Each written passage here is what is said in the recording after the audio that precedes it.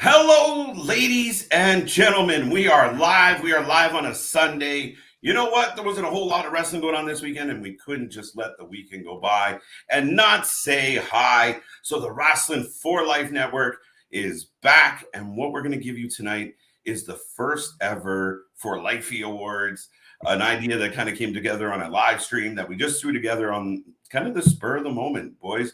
We're ready to go. We're ready to rock. We have your winners in multiple categories for the first half of 2022. Stay tuned, see who won, see who your favorites are. Let us know if we're crazy, if we're out to lunch, and we're probably going to argue about some of the picks in here too. So Probably. That's it. The 4LIFEEs, folks. Let's go.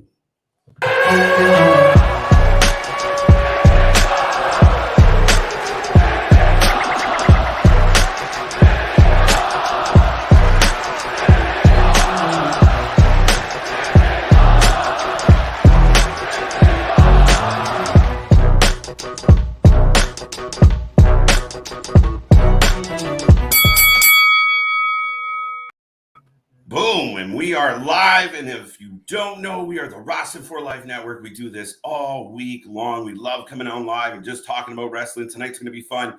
Of course, I am every night KJ White, the Iron Man of YouTube. I'm back at it, and I can't do this shit alone. So I got lots of company. Next to me, I got the man, the myth. Nope, that's someone else. You are the Baron, the master of mischief, the one, the only, Big Nick Heyman. How are you, sir?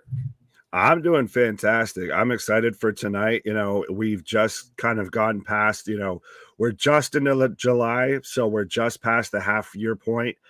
So it's nice to kind of do a whole halfway year in review of what's been good, what's even not been so good in wrestling, and, give our nice little award Oscar season type show.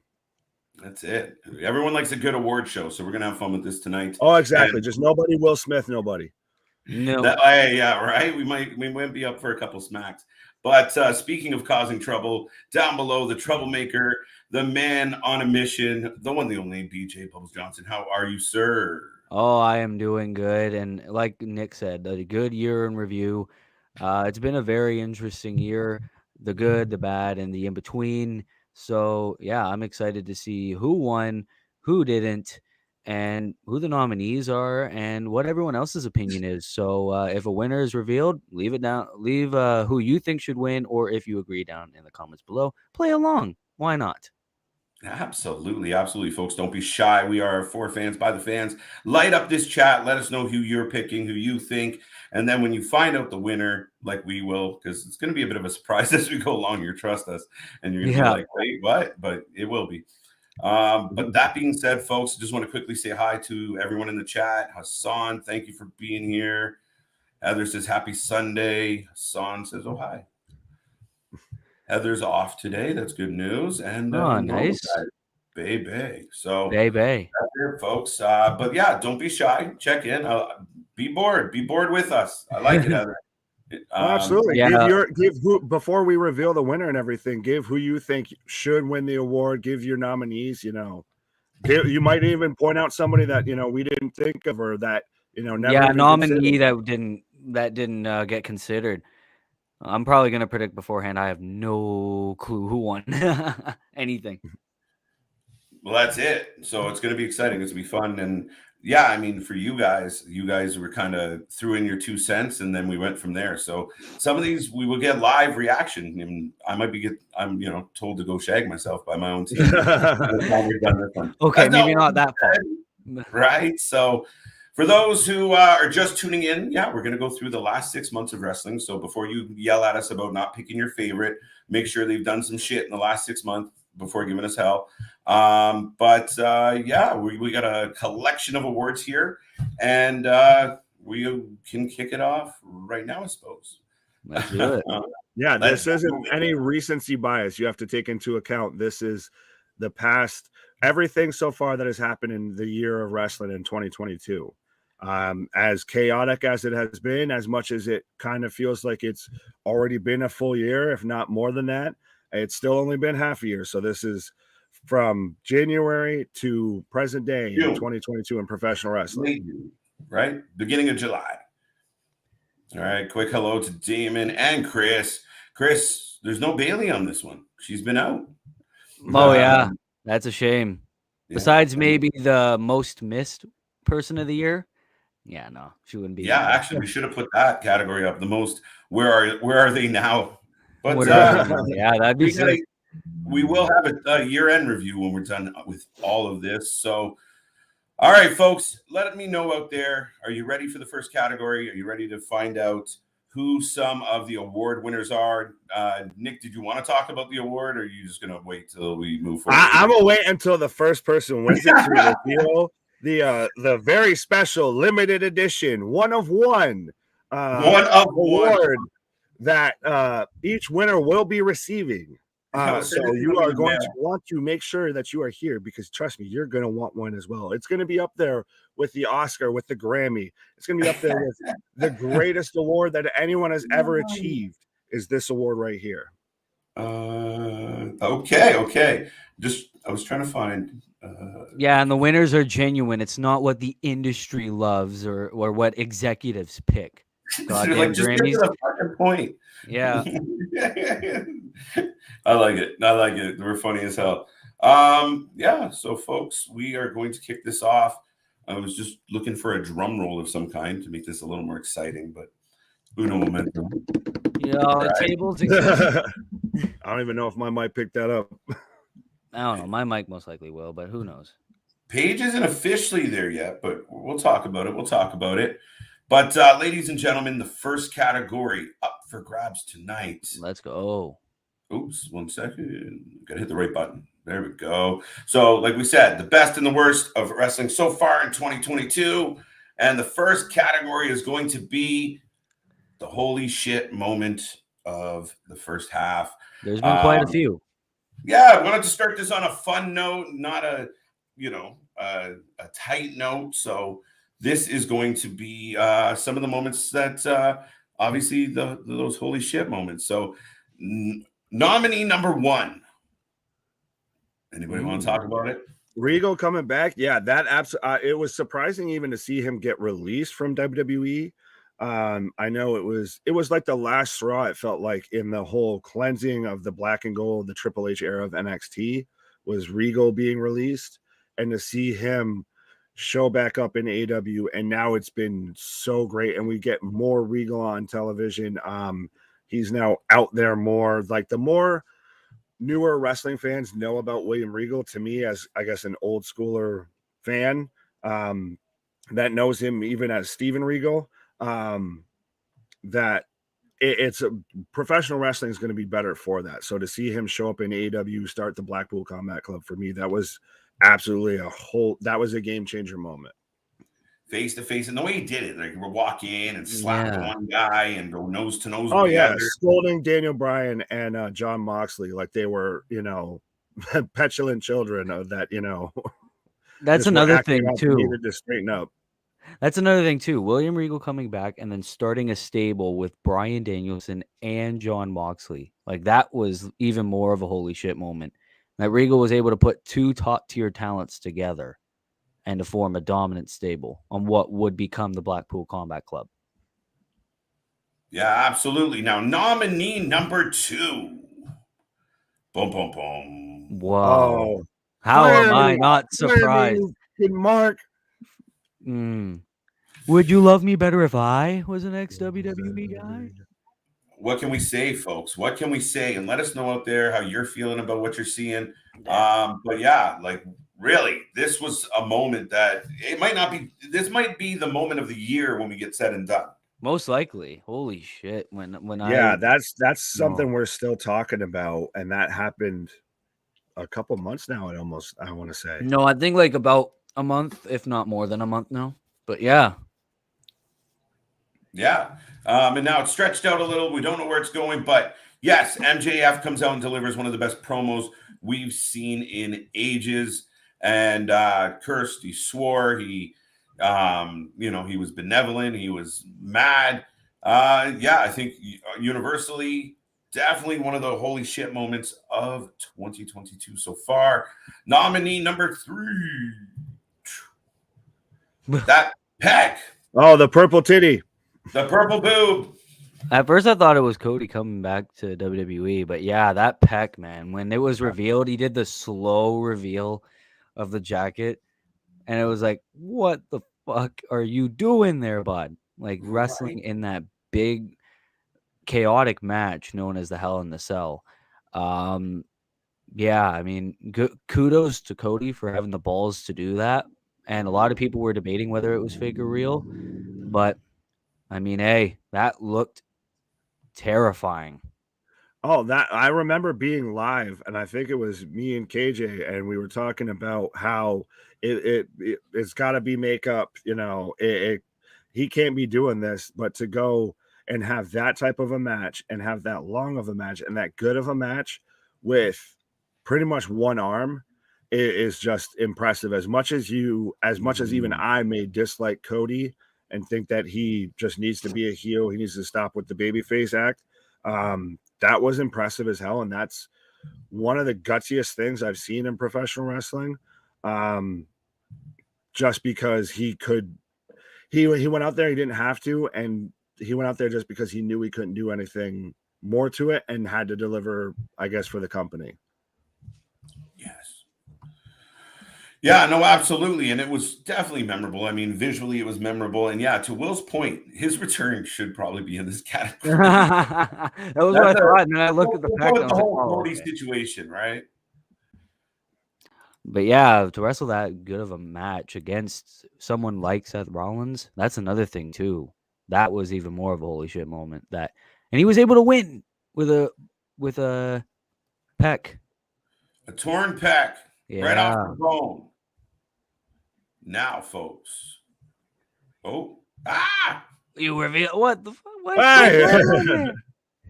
well, this was one of the nominees for sure. Was Damn. Austin making his return and actually wrestling a match? I think Yeah, a lot of people. Oh, sorry. No, you're I good. think a Go lot ahead. of people expected it, like during the build-up, but when it actually happened, that was a holy shit moment. Like, something that you can see coming, but then it's like, nah, it's not gonna happen, and then it does happen, and then it's like, oh my god. You know what I'm saying? Like you're surprised. And Well, to I wrestle someone think like with Kevin Owens, yeah, sorry, Nick. no, you're good. I think with like Stone Cold coming back, it was one of those of it was rumored and speculated that it was going to be a match, but everything that they were kind of leading to and saying was that it was just going to be a segment, and you thought it was going to just be the KO show, but then it goes into a match, and it's not only that, it's I believe, a no holds barred match. Yeah. So for that to happen for Stone Cold Steve Austin, for having it been such a long time since he's actually had a legitimate match in WWE, if that's his last match forever, he went out on a hell of a high note. I'll say that. Yeah, I think we were all shocked and we knew he was going to be there. And then we're like, wait a minute, this is happening. Oh my God, wait, this is actually going to happen. You felt it coming. It was such a build. Then the place exploded and it was fun. It was decent. They did it in a way, and kudos to KO, but they did it in a way that, it didn't look like shit. So other than, Vince, but yeah, no. And I kind of spoiled it. So we'll get quickly to the winner of the holy shit moment of the year. And we already touched on it, literally. But this one is going to go to Mr. MJF. Yes, and Mr. MJF will win the very prestigious Golden KJ Award because KJ is the Iron Man of the channel and is on every stream. This is his baby. Oh, you gotta turn it around. Oh no. Hey, everybody. Didn't go the way I wanted it out. Damn. Yes, the Golden KJ Award. Look at that. There we go. There. The Golden KJ. That's ridiculous. That looks super sick, though. Yes, and that is in no way a Braun Strowman action figure that I may have just bought today and just painted gold. That is a very rare, limited edition, one of one, only exclusive to the winners of the awards tonight, a Golden KJ Award. Nah, fam, that's definitely KJ. The Golden KJ Award. I dig it, folks. I didn't even come up with it. I was calling them the 4LIFEEs, but I mean, I'll take it. Oh, I liked that one when we were all on the bottom. It looked like we were sports commentators, but hey, what it is, what it is. Hey, no, we're going to mix it up. We're going to keep it exciting. We're going to be here for a while. We got like 15 categories, so I hope people like us. Next category. You guys ready? Sure. All right. Well, this is all you. All right. This is the best faction award. Like, a lot of people are criticizing that there's a lot of factions, but we're going to do the best ones, and we're going to see who ultimately wins. So, who is ready to look at the nominees?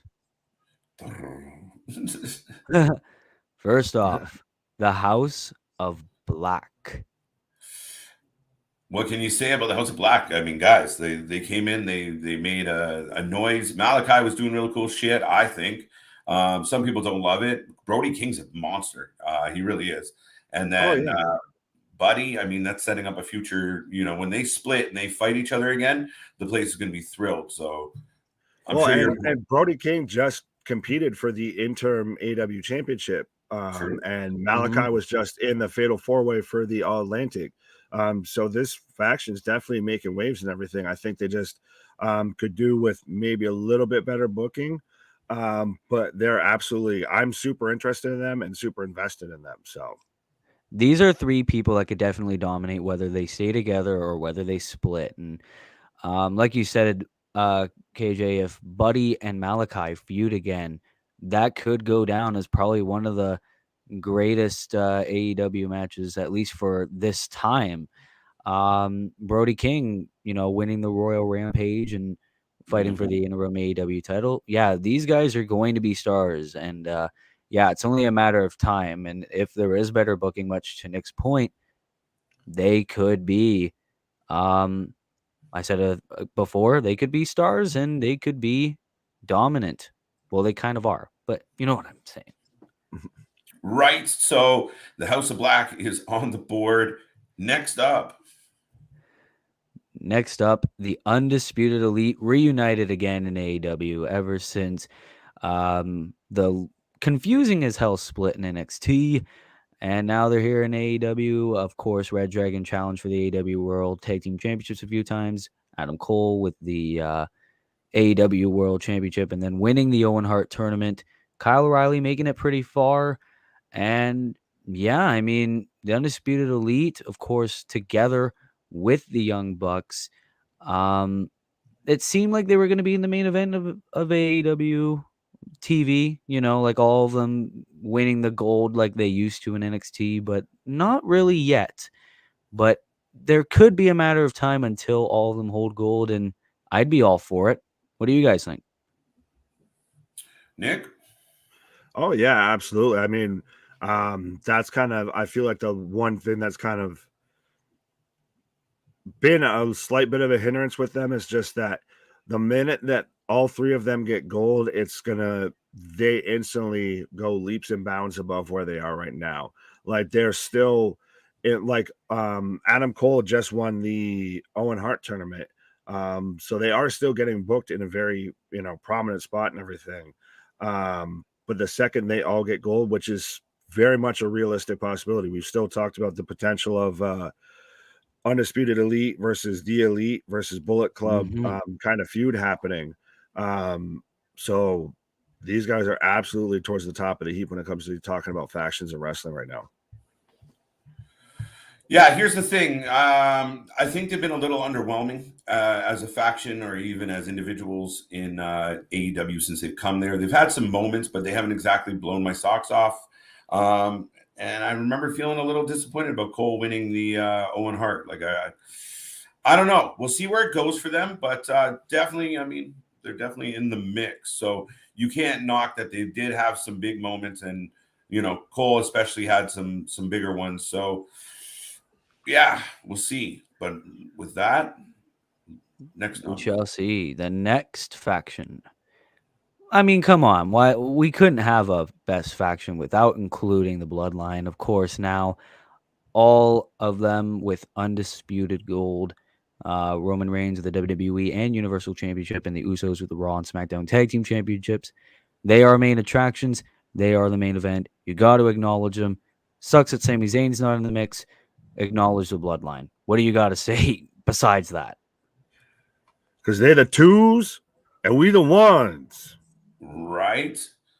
No, I mean, enough said. Look at all the gold. Look at, for the most part, other than the Usos taking a job here or there, they've been on fire and they've dominated this entire year, the back end of last year. And we don't know when this is going to end. This could carry right through until WrestleMania for at least Roman, if not all of them. So as long as they all hold the gold, it's dominant and powerful. So I think this is one of those categories that might be a little bit of a slam dunk. So might be a bit of a spoiler and like a unanimous decision. All right. But before we click over to the winner, fans out there, let us know. We want to see your votes.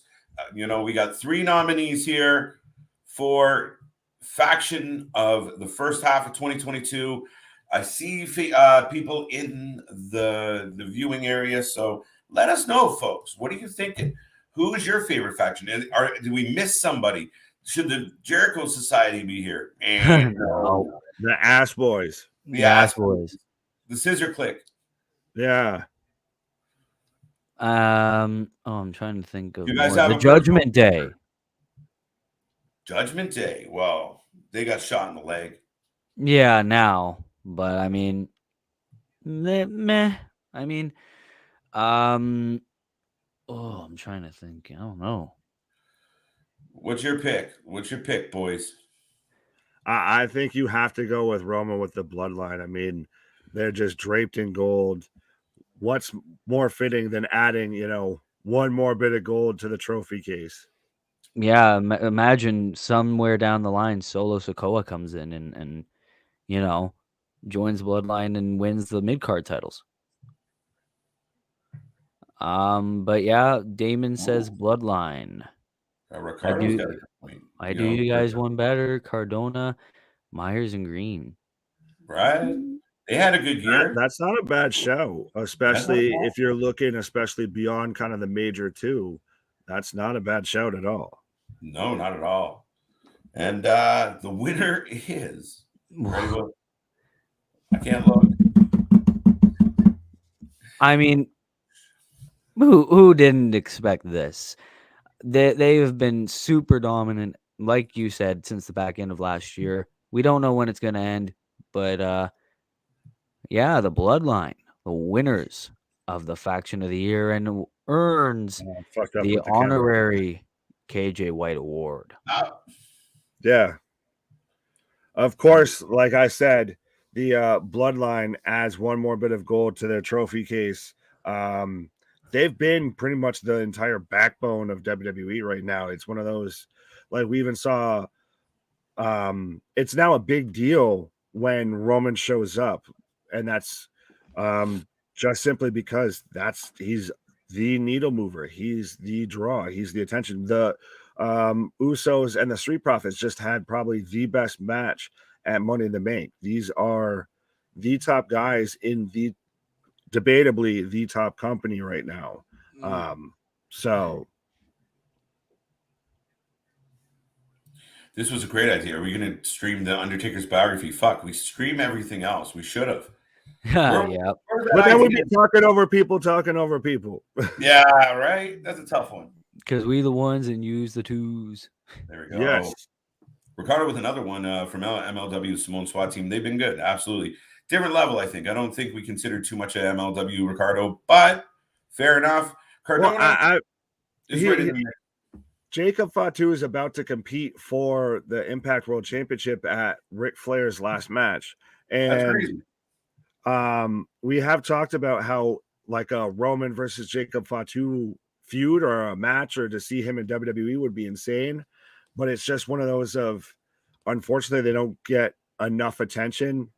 And they don't, I guess, draw enough eyes that I don't think it's comparable. Yeah, absolutely. That's always the challenge. But moving along. So this show is moving along. We almost need that like goodbye music, right? When we start getting long. Yeah. Typical award show. But next category, Nick, biggest letdown, bud. Yeah, the biggest letdown, the biggest moment in wrestling that, built up, got you really excited, and you're jazzed, you're ready to mark out, and then just just fell fatter than a popcorn fart, went over like a turd in a punch bowl. Just absolutely killed the passion behind it. Yeah, something that starts off good, and then the longer and longer it goes, it's like, fuck, why did I ask for this? House of Blue, that's a good suggestion. That's a hell of a suggestion. It's right up there. It just missed. But here we go. Royal Rumble. Yeah, the UFC Rumble. The very obvious, who's going to win. Just so much opportunity for one of the biggest pay-per-views of the entire year. One of the biggest things that I know I, as a wrestling fan, get excited for is the Royal Rumble, and it came off so flat. It was so predictable. It was so obvious, and that's one of those pay-per-views that's supposed to be surprising, that's supposed to be shocking, that's supposed to have those returns, debuts, all of that. Absolutely. Yeah. Go Will. No one really thought that Ronda Rousey was going to come back, but then as soon as that music hit, you knew that Ronda Rousey was winning. Same thing with Brock. Brock was the WWE champion earlier on in the night. He loses because Roman cost him, and then that was when you knew, hey, Brock's going to be in the Rumble and fight Roman at Mania, which both wins seemed unnecessary because even if they weren't in the Rumble, they probably would have been shot straight up to the title picture immediately. So technically, this wasn't needed. Right. Yeah, no, it's just the way they went about it, and it was really shit. There was nothing to really take from it. Like, it just came out of left field, and you knew it was going to happen, and it happened. And again, number 30. What are the odds? CM Punk wins the title is a good suggestion as well. That was highly considered. Yeah. No Fiend return. Nakamura versus Priest. That was at Survivor Series 2021. There you go. So this wasn't in 2022. Next up, what do we got? Austin Theory winning the Money in the Bank. I know this is Will's favorite moment of 2022. My pick. The young upstart that Vince, has done backstage segments with, and really loves John Cena.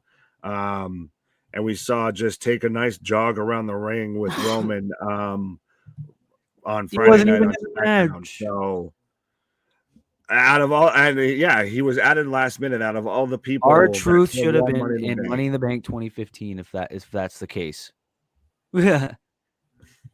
R-Truth, Jesus Christ, where are we going with that? I have no clue. I mean, again, just Adam last minute. He just finished losing. It's lazy. It's bullshit. We saw it coming. Everyone said the same thing when we all came together to talk about it. It was like the minute we saw Theory, we all cringed. Yeah, we all fucking knew what was about to happen. Yeah, there was so many better options in that match. There was Seth Rollins. There was Riddle. There was Sheamus. People in that caliber. Sami Zayn. You know how good of a storyline that would have been if Sami Zayn trying to suck up to the bloodline and he's Mr. Money in the Bank? But no, we have Theory doing jogs around the ring, not even taking himself seriously. So why should we take him seriously? Right. Yeah, no, it's interesting booking, but ready for nominee number 3? Sure.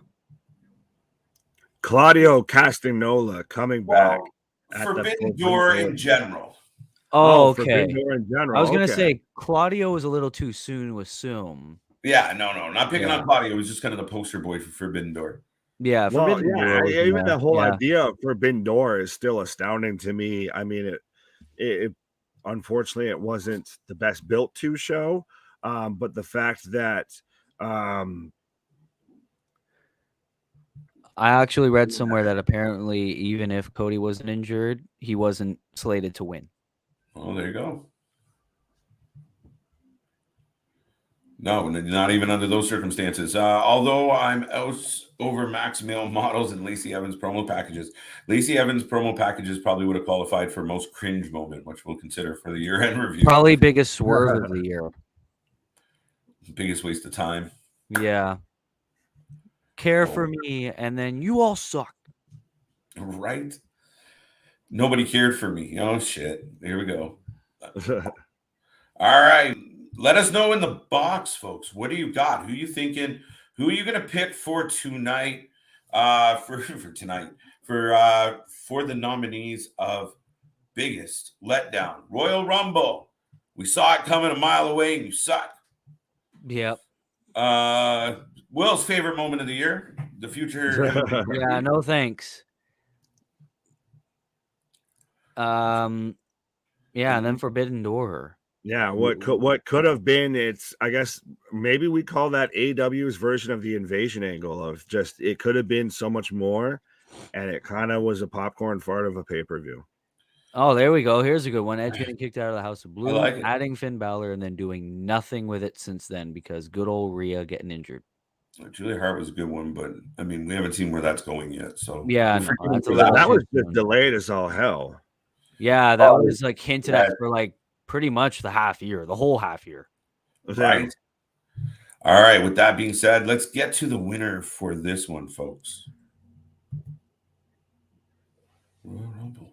Why? Boom. The Royal Rumble, the predictable ass Royal Rumble. Why, man? Why? Where we got set up for the match that we kind of yeah, the match it's knew all along was going to happen, but we kind of didn't want to happen, or maybe they could have just had Brock being in one match and Roman in a different. And now we've got the unification that we've got now. Yeah, and that's the thing. Royal Rumble's supposed to be one of the most unpredictable nights of the year. You could have like 10 good candidates, but then it's like you can never really get your finger around who's actually going to win. But then as soon as you hear either of these people's music hit, it's just like, well, there we go. Well, that's it, folks. I mean, they said it all. What else can you add to that? It was everything we did want it to be. I know Will wanted Austin Theory to be the winner of this category. I really did. I really did. But no, recency bias, apparently. But no, huge letdown, man. Huge. I think what edges it out is you're like, all right, well, we'll see where this goes. Where we've already seen where Ronda and Brock went. We're like, oh, fuck. So I think it's just, yeah, time will tell on the other one. Maybe the year-end review, Austin Theory ends up being the worst thing ever. You never know. You never know. All right. We are rolling along, folks. Let us know in the chat. What are you thinking? How are you feeling? Do you like the nominees? You got any other ideas? Ricardo, thank you for chiming in. Now we're on to best pay-per-view so far. Boom, boom, boom, boom. This should be very interesting. Yeah, I think this one's going to be a little like, really? But we'll see how this goes. Ronda and Lesnar winning the Royal Rumble reminds me a lot of asking Nakamura winning the Royal Rumble for some reason. Yeah, like they have to be together, you know, like a specific reason between the two winners, like Ronda and Lesnar both being from the UFC. There you go. There you go. Yeah, it was just another, oh shit, here they're gonna do it, aren't they? They're gonna do exactly what you think they're gonna say.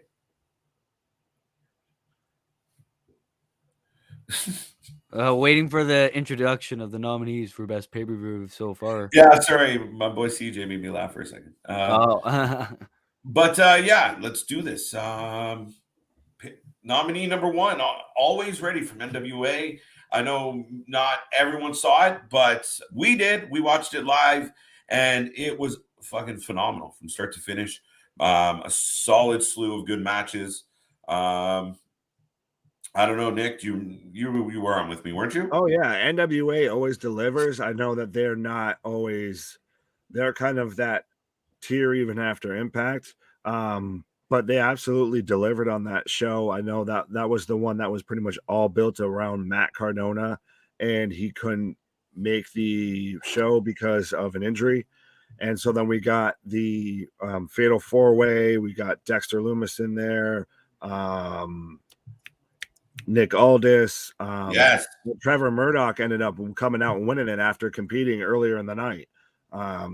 So it was a hell of a show. Yeah, a lot of big surprises. I mean, that Fatal 4-Way, we talked that they kind of stretched out the ending there and it didn't play out as well as it should have. But Cardona dropping the belt was the tag, Commonwealth Connection winning the belts. Yeah, man, I was thrilled from start to finish on Always Ready. So that's why I made the list. I give kudos to as many companies as we can. So, Will, any thoughts? Because we cover everything. Oh, any thoughts on this one? No, Yeah. I have not seen it. There we go. Next, Slammiversary. Yeah, the one that What Culture says AJ Styles apparently appeared in. Well, he was in a video package. Yes. But, yeah, not literally in the ring. But it was still a hell of a show. They paid homage to their whole history with the company. It was their 20th anniversary. Yeah, they had you had Josh Alexander versus Eric Young. Eric Young, who's always been in TNA and Impact guy. You had a Clockwork Orange match. I believe that was on there. It was that or the Monsters Ball, which are again callbacks to old Impact. And I think this is also the same one that we had at Queen of the Mountain match. So I liked that it highlighted a lot of the company's history rather than being embarrassed by it. Mm-hmm. No, absolutely. I mean, it was a celebration, big names, big matches. Yeah, I mean, to me, it might be my favorite pay-per-view so far this year as far as just quality of one pay-per-view. There's going to be a bit of a caveat on this one, but whatever. We'll talk about it. Next nominee. I'm going to stop hitting that button. WrestleMania. Now, we lumped them both together, but, I mean, technically, this is a night one thing because WrestleMania night one did it. WrestleMania night one got like all of it. They had Cody's return. They had the KO show turned match between Stone Cold Steve Austin and Kevin Owens. I'm trying to remember specifically what matches were in it. I think Miz and Logan Paul versus Rey and Dominic. While everyone didn't really want to see it, I was actually kind of impressed by Logan Paul's skill in the ring. Yeah, I mean, there were a lot of memorable moments. I think I already mentioned Cody Rhodes' return, but man, that made up for the whole damn night. Right. Well, and that too, that's when you had Stone Cold return. I mean, even on night two, I mean, I know it's halfway cheating because it's a 2-night pay-per-view, and I see people saying against all odds. Do we want to count that as a pay-per-view, or was that just a special show since that was on a Friday versus the weekend, having to go on to fight to get it and everything. But this is also where we had the Johnny Knoxville versus Sami Zayn, which to me, I know I'm not the biggest guy on like comedy wrestling, but I was entertained as hell by that match.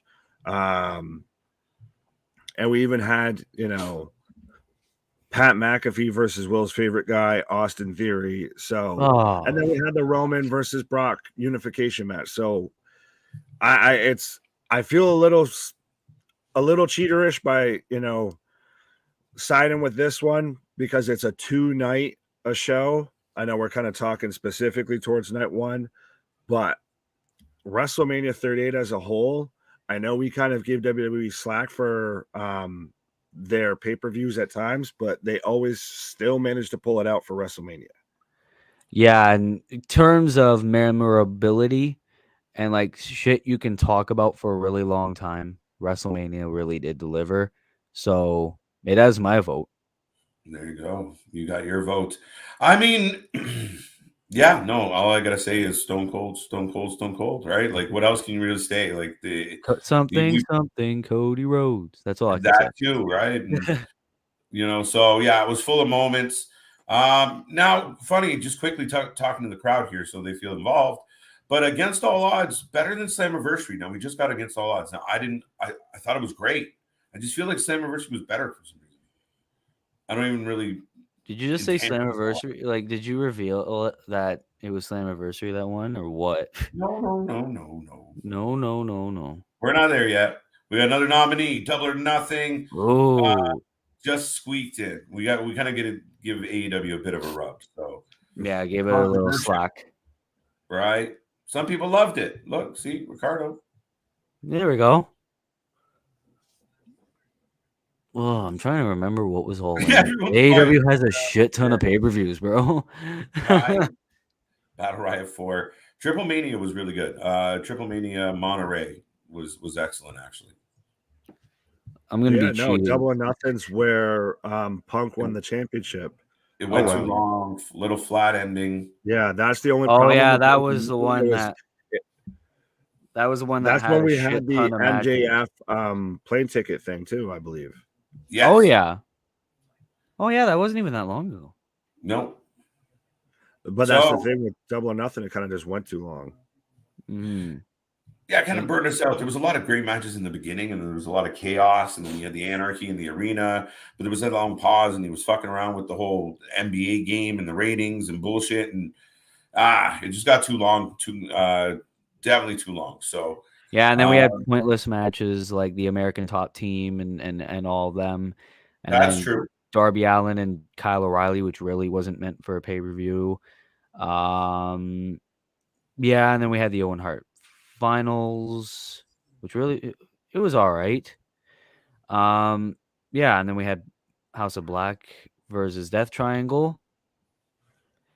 Kiera Hogan and Red Velvet. Yeah, kind of. There were some pointless matches in there, so it went a little too long.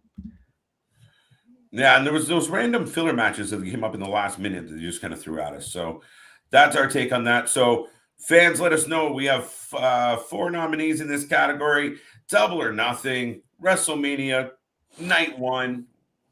We'll give it some slack. Slammiversary. Some people didn't love that pick. And NWA Always Ready. A lot of people are going to dismiss that one, but if you haven't seen it yet, go watch it. It's a hell of a wrestling card. I guess I gotta watch it. It's a good one. All right, what the winner is? The winner is WrestleMania Night 1. There we go. Lots of memorable moments. Lots of things you could talk about. Present that award. Yeah, I honestly do agree with this. I do believe WrestleMania Night 1 really does deserve to win pay-per-view of the half year so far. Yeah, this might be a little controversial to some people. Some other people will look at this and say, "Oh, you're crazy," blah blah blah. Whether you love or hate the shows, and that's a completely different category. But I mean, at the end of the day, they delivered, and yeah, they brought back Austin. They brought out, Logan Paul. They did this, they did that, but they put on a spectacle. Night 1 was stellar. Night 2 was probably a good pay-per-view, but it just paled a little, right? So, I mean, for me, I might give one of the other ones a little more of a sentimental push, but yeah, it's hard to argue. There we go. All right. With that being said, folks, let us know what you think out there on that one. Are you guys ready for the next category? Sure. Let's do it. Let's do it. Let's get this show on the road. All right. Damon with a late pick saying Mania 38. Mania 38. There you go. Okay, I guess I'm doing this one. Sure. This next category is the biggest newsmaker of the half year. I bet a lot of people can instantly come up with thoughts. Especially the last month, man. Like, Jesus. Right? Most of the stories are from the last fucking month, to be honest. And this is one of those categories that has multiple nominees just because, shit, there was a lot of news in the wrestling world as of late. Oh, man. 2022 was insane for news. And, man, for the next half year, I'm kind of scared. I don't know what the hell's going to happen. What are we going to do? I know. So let's go over the All right, nominees, folks. shall we? First and foremost, making lots of news. MJF. Apparently the little things being like, hey, his contract expires 2024. The plane ticket thing, where a lot of people are speculating, hey, is he going to show up for Double or Nothing? Is he not? And then of course the big pipe bomb that he did. A lot of people are like, is it a work? Is it real? And that's what a lot of people thought about this year is, hey, is this real? Is this a shoot, or is this kayfabe and going to be used for a storyline? But MJF as a whole, he's made waves in 2022, especially with that pipe bomb and with the questioning, like, is this genuine heat, or is this just a attempt at a storyline? Yeah, man. Nick, what do you got? This man's only had what 3 matches so far, just these 6 months, and he's gotten the most attention out of any professional wrestler, at least anyone on the AEW roster. Everything this man does, whether it's he buys a plane ticket, he's an issue backstage, or something he said in an interview, even like Will said, the promo especially, this man, no matter what he does, he was a headline. And it's only going to get more interesting the longer this goes. I could not agree more. I mean, and I think that the why this one slides into the nominees is the fact that we're not quite sure. We're not really quite sure if it's just news and it's reporting on events, or are we all being played? Is it something else? So definitely definitely a newsmaker of the year so far, and everyone, both of you said it's been white hot. So yeah, ready? Nominee number 2. Let's do it. Who? The Mac Daddy himself. Mr. $12 million. I mean, something that a lot of people really shouldn't be surprised with, but oh my God, the repercussions are insane. All these law firms going in, the changes kind of not really being made.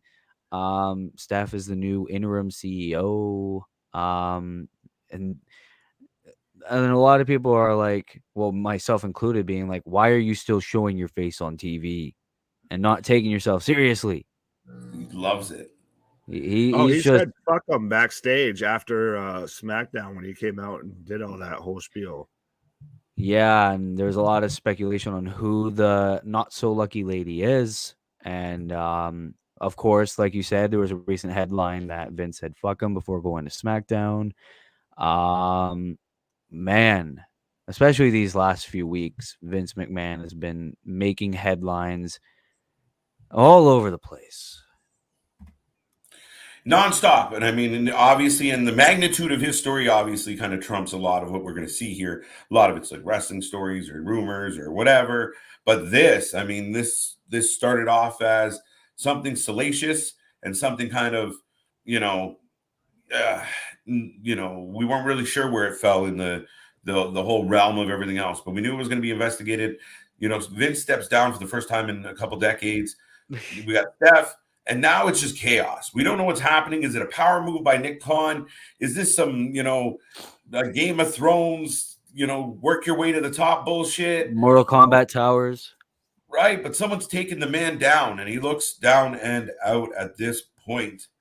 Oh, it's just been a terrible year to be a McMahon in professional wrestling, whether it be Shane McMahon getting released by his own father, Stephanie stepping down, Triple H with his health issues, and then now Vince with this cluster F of a situation.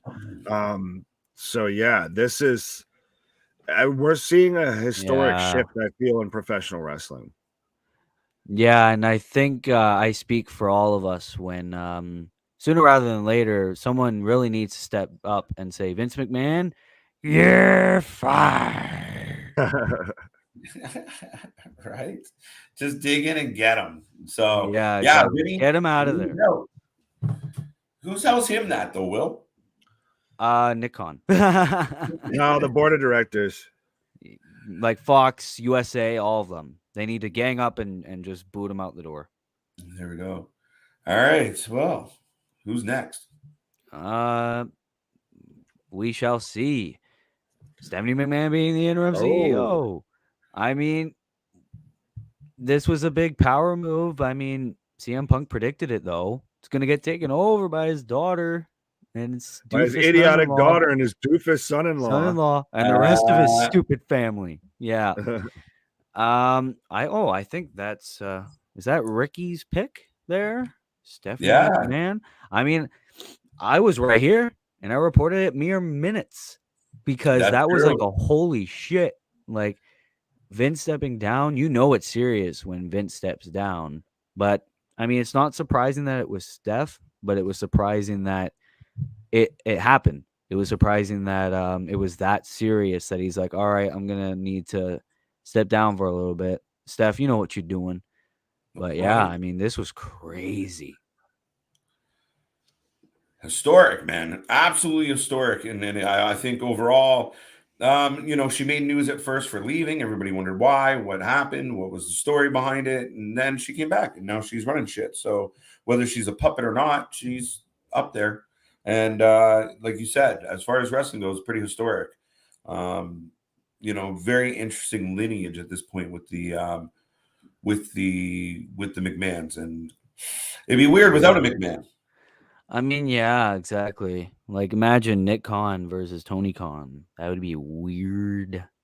No, then we just get the WCW thing of, the name on the contract does say Khan, Vince. But the name says Tony Khan.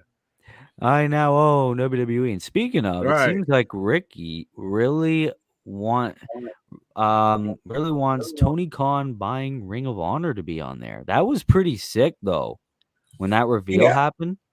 Mm-hmm. No, it was huge. I mean, you know what? In all fairness, I think Tony Khan might have got overlooked because of who he is, as far as an overall. It's because everything's news breaking with Tony. Fair enough, right? Oh, there we go. I mean, I think I found. It almost feels like of 2022. I think I found everybody's picks aside from the Vinnie Mac story, ladies and gentlemen. Sasha Banks and Naomi. Something people still won't shut up about. They walked out, put their, like as described by Michael Cole, they went in, put the titles on the desk in Johnny Ace's office, said, fuck you, we're not respected, and left. And a lot of people are like, man, like, are they going to go to AEW? Is this a work? Well, at first it's like this is a work. And then a lot of news stories are coming in that apparently Sasha's released, but maybe not Naomi. They're both released, or this is a ploy, or they're just suspended. Like, who knows? That's the thing. There's so many ors with this. There's so many ors. There's so many possibilities. So many goddamn ors. It's a mystery. Scooby-Doo, where are you? Right. All right. So big newsmakers, come on, guys. Let us know in the chat. We hitting any buttons yet? Boom. Oi. You're the collective. Everyone's saying, oi, Jeff Hardy's DUI. Fool me once. Shame on me. Fool me twice. Shame on you. And fool me 3 times. Holy Christ, who gave you those past 2 chances? Jeff Hardy. Who gave you the keys to a rental car? Who let you drink? Woke you up at 10 a.m. Almost killed somebody. I think that was just how he started his day of just taking shots of Fireball. And it's taking shots of Fireball. Oh, time to go out. Ugh. Yeah, well, and it's only so fitting that he's handcuffed, literally looking right at the camera in a Jacksonville Jaguars shirt. Like, he got guns if pointed you could at not him. say F you to your boss anymore. Right. Like, and that's exactly fitting considering the fact that a lot of people like to shit on WWE, but WWE offered help, and Jeff was like, nah, I'm fine. Right. Turns out he is not fine. Well, and No, that goes into whether it's because Jeff's been doing more of the crash test dummy style matches. He wasn't doing that in WWE. People bitched in WWE because he was on main event and he was doing stuff with the 24/7 division. Yeah. And then he goes to AW and he's doing super swantons off like a 12-foot ladder and doing swantons onto the side of the steps and everything. Like, that's eventually going to take a toll on you, and especially at his age. He's already mentioned he's tried to change up his whole style of even how he does the swanton. So I feel like that kind of made him go back to his own vices. Possibility plus pressure plus freedom with less constraints. It's a bad recipe, but Pretty Ricky threw up Scott Hall's passing. Yeah, I thought about Scott Hall, but it definitely, as far as saving all that kind of stuff, we're gonna do like a section at the year-end review. Yeah, I mean, we were live when we literally found out that the rumors were true, and man, even just thinking about that makes me emotional, especially being live during that. Jesus. Right. Ricky also says, listen, if you're gonna have Jeff Hardy, you might as well add Sonny as well. I mean, not really as talked about, but yeah, kind of bad. Right. Well, the reason why Sonny gets bumped out is A, she's been up to no good for longer. B, she's a lost cause, and C, she's not that active. And part of this Jeff story is the whole walking out of the original company, right? Like his release was deciding, I'm going to go for a hype mid-match. So that was all tied into this, right? Oh yeah, everything with Jeff Hardy leaving WWE. Yeah, and then joining AEW, it's all wrapped up into this. Right. No, absolutely. So that's it, folks. The nominees for biggest newsmaker out there of 2022 so far. You see Jeff Hardy, Sasha Naomi, ongoing.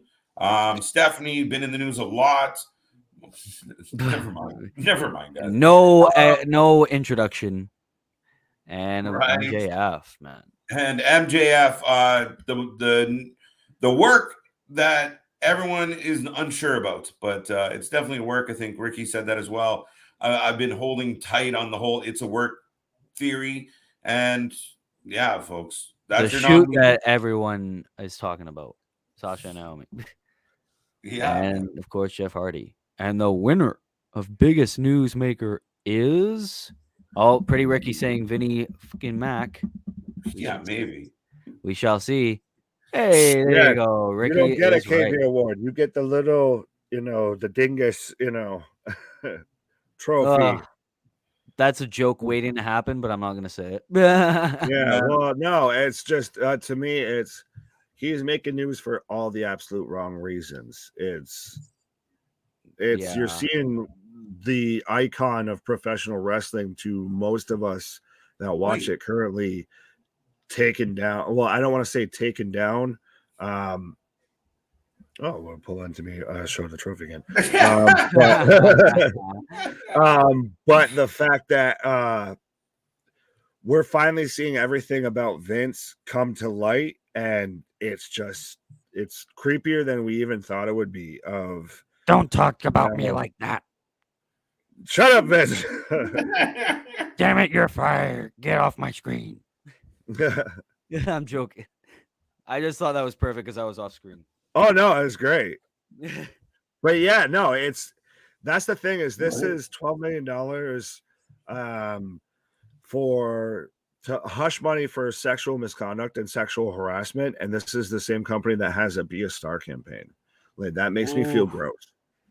Yeah, it's a tough spot, man. It's a bad look. Obviously, it's like you said, originally when this story was just, and again, what you got to understand for the folks out there, like, but it's the magnitude of this story. It's like the guy on the Monopoly board just lost his job, guys.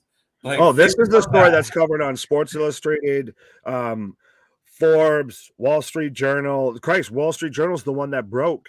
They've been all up in it. 12 million. So it was on CNN. This isn't just coming from Dave Meltzer. This isn't coming from Fightful. This is coming from Wall Street Journal. This is coming from CNN, Fox News, MSNBC. These are huge. This is national news. This isn't just pro wrestling news. Yeah, and I think that's kind of the main reason why this wins is that it's not just wrestling news; it's national headlines. Everyone is talking about this. No, absolutely, absolutely, absolutely. I mean, it's crazy. And folks, if you disagree out there, if you don't think Vince is the biggest newsmaker for better or for worse right now, and I mean, after all the shit went down, it's not just the stories. Man walked out on SmackDown. Man walked out on Raw. Man showed up at the UFC. What is next? Like, what is He next? damn near skipped off the steps at Raw. Some of my favorite memes and edit Right. jobs I've seen in Yeah. months. This Of man him sat there and jumping. walked out saying "fuck him" for the whole allegations, like he did nothing wrong. It's Man, just I know so I'm gonna tone win. deaf I to got me, the it's best astounding. lawyers. But yes, you guys ready for the next category? Man, we're on a roll. I'm loving this. How are the fans feeling out there? You upset with us yet? Happy with us yet? How are we doing? Well, I mean, Ricky says, believe it or not, MJF's promo's old news. Well, I mean, we're recapping the last 6 months, so we kind of got to look at old news, bro. Yeah, exactly. That's the whole point. Recency bias But is a even then, sin. still, anytime we watch an AEW show, like we were even talking about it with Forbidden Door of, oh, what if MJF showed up here? Oh, what if MJF showed up and did this? Like Oh, he's still okay. getting talked about anytime AEW is on screen, to be honest. Okay. I think Vince's Right. career is over. It's Triple H's WWE now. It's time to play the game. Then Triple H era has begun. The Triple H era has begun in WWE. I think this is the Steph era. Triple H needs to run No. NXT. He's NXT the needs to figurehead, be. and Triple H runs everything. We just get the black and gold on the main roster. We ultimate fantasy book. We get Triple H in charge of everything with Steph as the figurehead because it's still a McMahon to keep the stockholders and the shareholders happy. And we get Paul Heyman in Yeah. charge of creative, and we get Nick Khan, Thanos of WWE, in charge of just the business side. I think that'd be like a huge fantasy thing. Yeah, that's amazing. Mhm. And they're hiring indie guys. I don't know if you guys heard about it, but they're bringing indie Yeah, guys back. going Now- back to the NXT black and gold days. Yeah, there you go. No more bikini and basketball people. Right, because Johnny Ace, the fall guy for Vince's stuff, is see you bye. And so, Yep. yeah, the fall guy that was supposed to be for Vince was out of there quicker than a hiccup. So now Vince is actually having to find the answer for everything that he's done. Yeah, and this is only the beginning. As I've said it from day one. This is the tip of the iceberg. And I think part of him stepping down is like, fine, I'll leave. Just stop fucking looking in my closet. Like, leave me alone. I'll go. So Quit checking my search history. yeah, right. Yeah, apparently, and again, we see it time and time again. This isn't the good old days where shit just got swept under the rug and shit just went away. It legitimately, everything comes out. You can't do shit. Everyone's like a part of. There's been CSI on TV for 15 years. People catch you doing everything nowadays. Who are you? I really want to know. So Bad boys, congratulations. what you gonna to- do? We're just breaking into theme songs at this Next point. category. Next category in the 4LIFEEs or the Golden KJs. Actually, 4LIFEEs. The 4LIFEEs, they just get a golden KJ award. The There you go. 4LIFEEs. It's like how you get an Emmy instead of an like the Oscar. I hear you. I hear you. All Right. The Yeah. old fuck. Yeah, the you fucked up. You fucked up. Right. Shout out to Matthew with Botchamania. But yes, this is the I guess the you fucked up award of the year so far. So you fucked up. Now, The again, old fuck. bear with us on this one. But Sammy Guevara off the ladder. The spot that went to nowhere, the cutter to end all cutters, the one that was so effective it took him out of the match. Like Man's broke his own face. Live watching that, it just knew instantly that went wrong. Like that was not supposed to happen.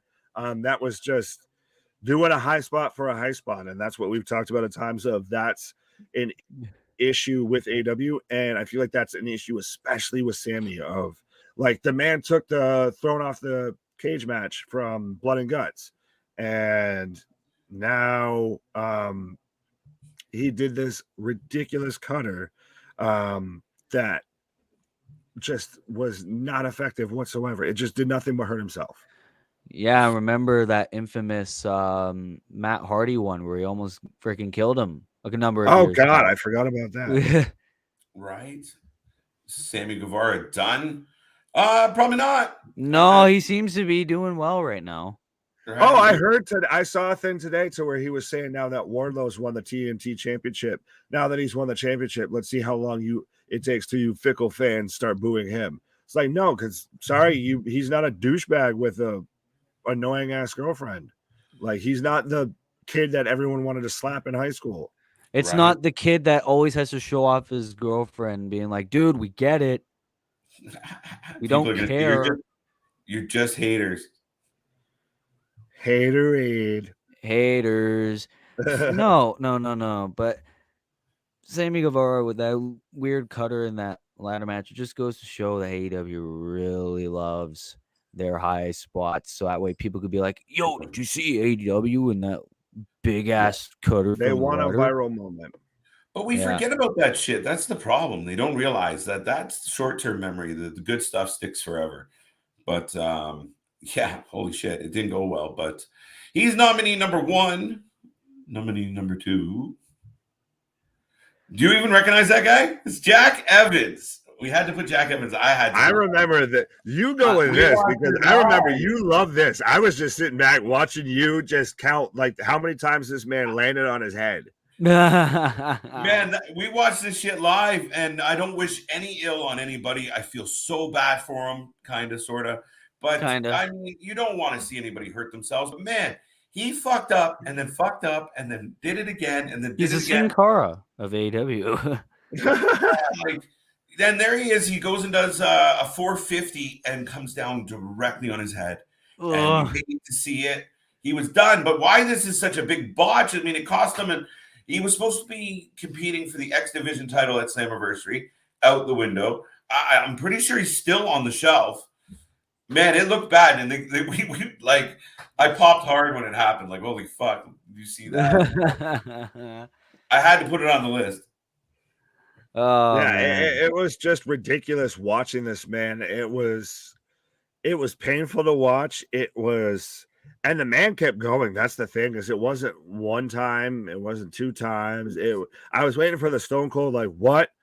1 time, what? 2 times, what? 3 times, what? Like, I'm just how many times this man landed on his head. It just was like, yeah, we're having a great match. No, homie, like, we're afraid. Stop. Right? I wake up, I hit my head. Right.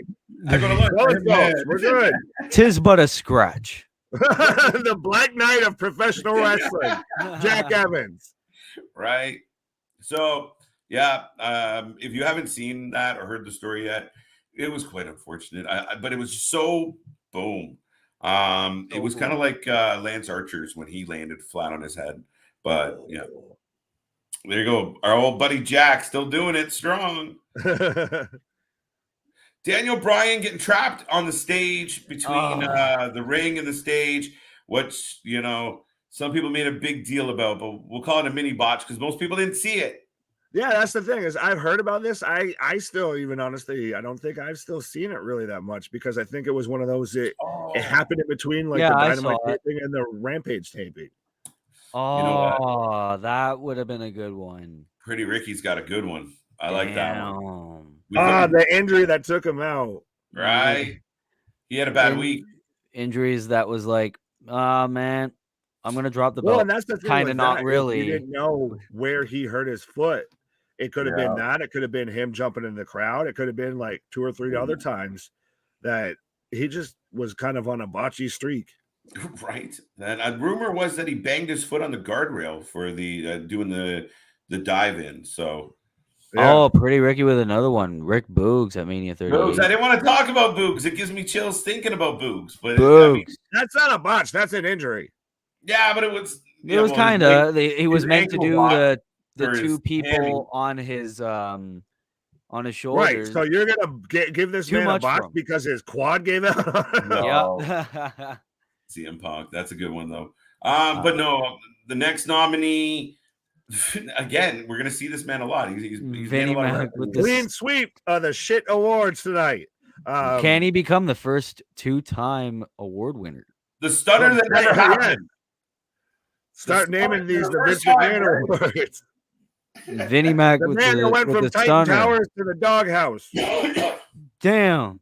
He went from sleeping in the mansion to sleeping on the couch in his daughter's house. Vinnie Mac. Oof. But yeah, terrible for those who Stone don't Cold know what we're Stunner talking stuff. about, sorry, Nick, just to let everyone know, WrestleMania, the stunner botch, the stunner that never ever kind of came to be. The stunner that made Mick Foley laugh so hard. Man, I wish I had replay of this shit. Like I was allowed to show replay of that shit because I'd give everyone a pop with it. It's funny. Every time you watch it, it's funny. Oh, watching that Mick Foley reaction makes me laugh. Yeah, just picture a senile old man falling to his knees like he lost a contact, and then still popping up and kind of just backwards. Yeah, it's hilarious. Yeah, it's kind of like, hey, too early there, bro. Didn't Not too early, too late, too like where you going? Know what it looked like? If you ever have yourself or a friend who's intoxicated and they catch the edge of the side as they're talking, they catch the edge of the sidewalk and start wobbling backwards. Like they're about to fall off a cliff, but they kind of look right. Right? They stiffen right up. You're like, where are you going? He looked like he was running away. That half a little bit of a curve when you've had a little bit too much to drink. Right. Exactly. That tips your entire world access point off by 90 degrees somehow. Yeah, absolutely. No, and that's definitely the vibe I got from our buddy Vince. And yeah, I mean, for a guy who's taking quite a few and not many of them well, you think he would have got better at that at some point. Should have been but yeah, useless. no, it killed me. And we were already popping and going off because Austin was doing all this shit. Right. It was huge. What a funny moment. But WrestleMania, Vince, Austin, yeah, it's the perfect botch. It was perfect. Yep. So, I mean, I will ask the fans out there what you think. Ricky had a couple good ones, but I'm sorry. We'll skip right to the winner, the first ever 2-time 4LIFEE winner. Yes, the man who now finally wins himself a golden KJ with the biggest that was new fucked up moment. Good. Yeah, because that was just hilarious as hell. Unreal. We saw Mick Foley in tears just watching that. So man, it was fun to watch live. That's for sure. Damn. Yeah, everyone was thinking that CM Punk botching the buckshot lariat was probably going to be on that. here. Yeah, you know what? I'll give you that one. I think it's because I haven't seen Punk in a while. He didn't cross our minds too much. Yeah, I had no idea until everyone was all talking about it. So right. All right, folks, moving along. I hope you guys are having fun out there. I hope you guys are having a great weekend. We're wrapping up the weekend with some Wrasslin 4 Life Network live streaming because we couldn't go a whole weekend without saying hi. Do remember, we are back tomorrow for Monday Night Raw. 3 hours of fun, so to speak. Fun with us, but we'll let you know what's going on and all the action for Monday Night Raw.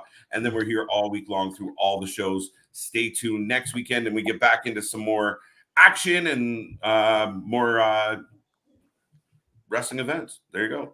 Hooray. Well, and that's why we're doing tonight. It's we finally kind of crossed the halfway point of 2022. It's been already a chaotic year in wrestling. Like we've already been talking about just with the Vinnie Mac stuff, the Sasha Naomi, CM Punk, Forbidden Door. It's already been insane. So that's why we're right. So that's why we've got to at least do I feel it's fitting to do a mid-year review, a kind of mid-year breakdown, recap of everything that's been going on in wrestling. Right. So with that, we forward on into the best match. Oh. I'm not sure who's taking this one. One of you two? I can do it. I'm amped for this one because I feel like there's plenty of contenders for this. I feel like this year's been a great year for professional wrestling matches, not the greatest year for professional wrestling pay-per-views. I feel like there's a bunch of shows that I can go through and pick one or two matches off that are amazing, but there's also you have some duds. But yeah, this year, even just recently, I was the biggest. I almost had to wear a jean jacket live on stream because of Orange Cassidy. You say G-string, right? And so that already to me is super candidate for match of the year with Orange Cassidy versus Will Ospreay, and I can't stand Orange Cassidy. Oh shit! All right. Well, shit, didn't put it in. No, well, there's a long story behind that one, but this is a tough one. This is probably the hardest category to kind of call. So subjective. Well, yeah, you could do a top 10 with this thing. That's the thing. Yeah. So I think we ended up with OC and Will close. We'll see. Oh, yes, the dog collar match, the callback to the older generation of wrestling, and even the build up to this was amazing. The MJF promo before this was amazing, to where he kind of tried to make himself, I believe this is one where he tried to make himself the baby face. Yes, where he was all hinting that, he was bullied and all that. And, his hero walked out on the hug, and then the betrayal, kind of not really, attacking him. Yeah. Well, and then still too, you had the moment to where Punk was tied up and just bleeding like a stuck pig, and to where MJF even like wiped his forehead with the blood and wiped it on the shirt that had the picture of MJF and Punk. Like, that was merch at one point on AEW. Was the bloody handprint smudged on that picture on a shirt. Right. So this match was just everything good about professional wrestling to me. It had a great storyline behind it. It was a brutal match. It was unpredictable as to who was going to come out. This was absolutely one of the best matches of the year. Absolutely. Everything you want, like you said. I don't have to say anything more than that. Yeah, and at the end, Wardlow turning face. Oh, yeah. Turning on That's MJF. another great point, too. There we go. All right, nominee number 2. Whew. Boom. Oh, man. Oh. Of course. And we're getting the rematch at Death Before Dishonor. Why not? Why not do it again? Let's go. It was one of those instances where it was a long match, but it felt like 10 minutes because of how good it was and how many highlights there were. That needed to be a long match. Like, you could have given these guys like however much time they wanted. This was the match that's so nice they had to do it twice. This was something we've been waiting for the longest time, and the only thing that saddens me with this is that we may not be able to see this in AEW. Oh, yeah. Yeah. I mean, I hope we do eventually. I mean, let the past be the past, and it would be nice to see it at that stage, but this is going to be outstanding, the rematch. But that first match, again, we were live doing it, and whew, this was the start of awesome. FTR becoming the greatest tag team in professional wrestling that they've firmly established themselves as in 2022. Ricky says, I want to see them beat the Good Brothers for the Impact titles. They did. Oh, yeah. Or FTR. Wait. FTR. Because Briscoe's had the belts. The Briscoe's got them. Do we do again? Do they have them right now? I can't remember. Yeah, do the Briscoes have them right now? I'm always hanging out with you guys on Thursdays. I know, same. Yeah, right. I have no clue. I don't watch Impact. Well, that would just be the next thing for the 7-star FTR to collect. Would be the Impact Tag Team Champions. We already pretty much know they're going to, and then boom. Yeah, well, we know they're pretty much going to collect the AEW ones. I mean, we saw where the Young Bucks came out and we're having announcing the triple threat match, and FTR chance had the Young Bucks rattled. They're like, yeah, we know we're fucked. No, that was, I'm sorry. And maybe when we get to the end of the year, like we said, we'll have that as part of a talking point, but it just happened. But to me, that was one of the fucking craziest moments I've seen in wrestling. So technically it happened, I think, in the second half. We'll figure it out. But the fact that the Young Bucks were eating an FTR chant on that show blows my mind. And I was like, hey, maybe they're the next Cody, because it's not working out so well. And that's what's happening, though, is some of the mainstays from the beginning never leveled up, never came to a different plateau. They never picked their game up. They're doing the same shit they did when only a handful of people were paying attention. And now you're seeing teams like FTR get over, and you're seeing guys like Punk get over.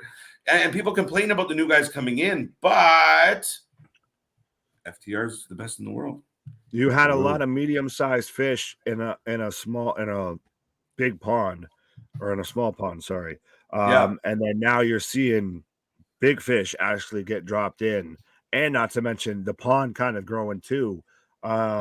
So those fish, like the Young Bucks are an EVP of the company, and they're getting rattled and getting out cheered by a tag team that they've gone out of their way specifically to try and shove down, to try and, keep down as far as they can.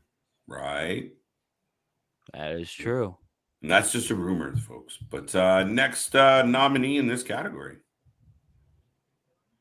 Oh man, which one is it though? Hell in a Cell. Hell in a Cell. Yeah, that was amazing. The fact that Cody was able to wrestle through that torn pec, still put on a good show against Seth Rollins, take a lot of good bumps, and Cody still able to pick the dub.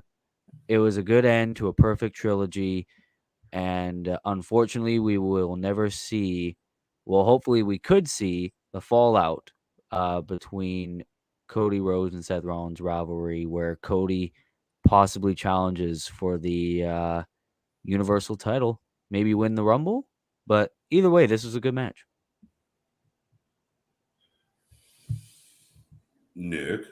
I was gonna let you go, but yeah, to me, this is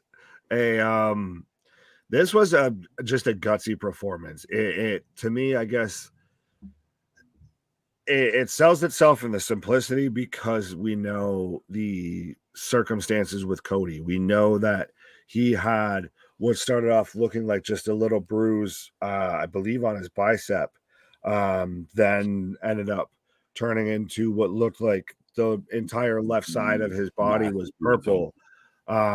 So to see him still go through all of that, knowing, granted, that he couldn't do any more damage, but to just every sort of move to that, every sort of time you even just fall down, anything, you're moving that arm just had to be super painful. So it may not be the biggest high flyer, the biggest technical, the biggest, high spot match, but just that's pure willpower right there, is that match. Exactly. Hard to argue with that. And I mean, with the whole epic Cody return and blah, blah, blah, blah, blah, it kind of wrote itself. It's unfortunate that he blew his pec, but now, it might not be a bad thing because it cooled us off. We didn't get sick of him real too quick because he's shoving them down our throats.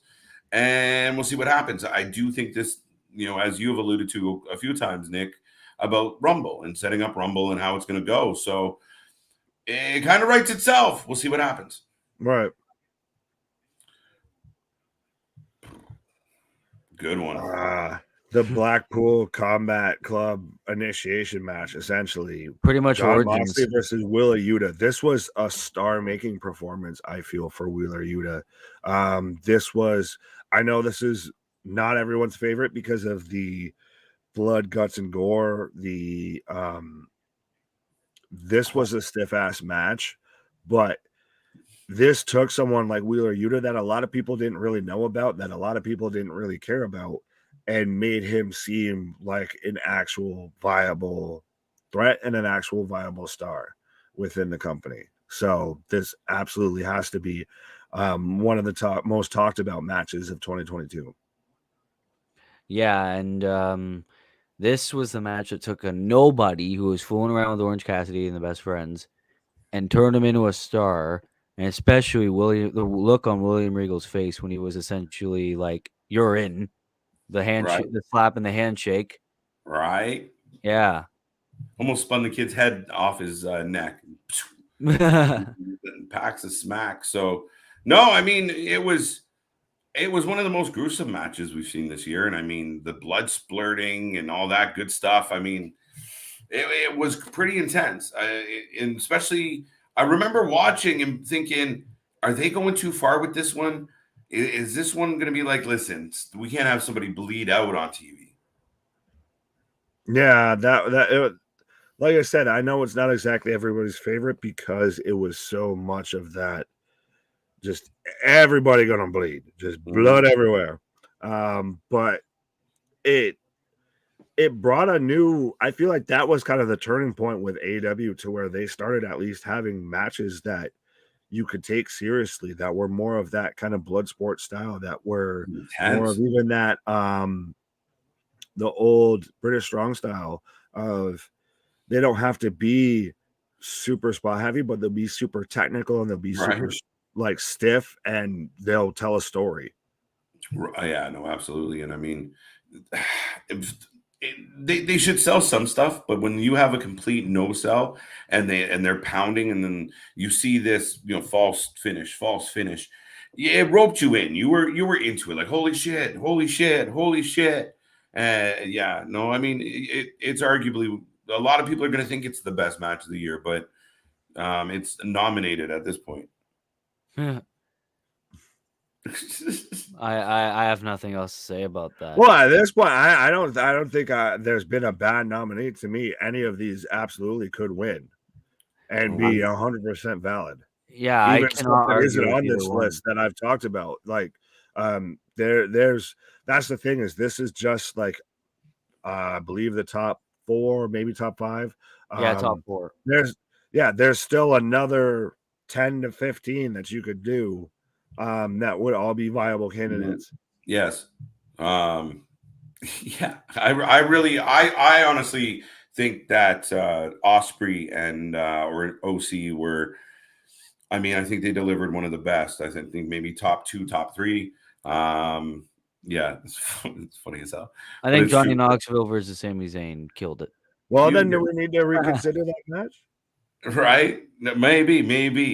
With that being said, we have a winner, and the winner is going to be. Ooh. You got to pull out the award. There we go. Yes. Sorry, the camera, the lighting, not so great.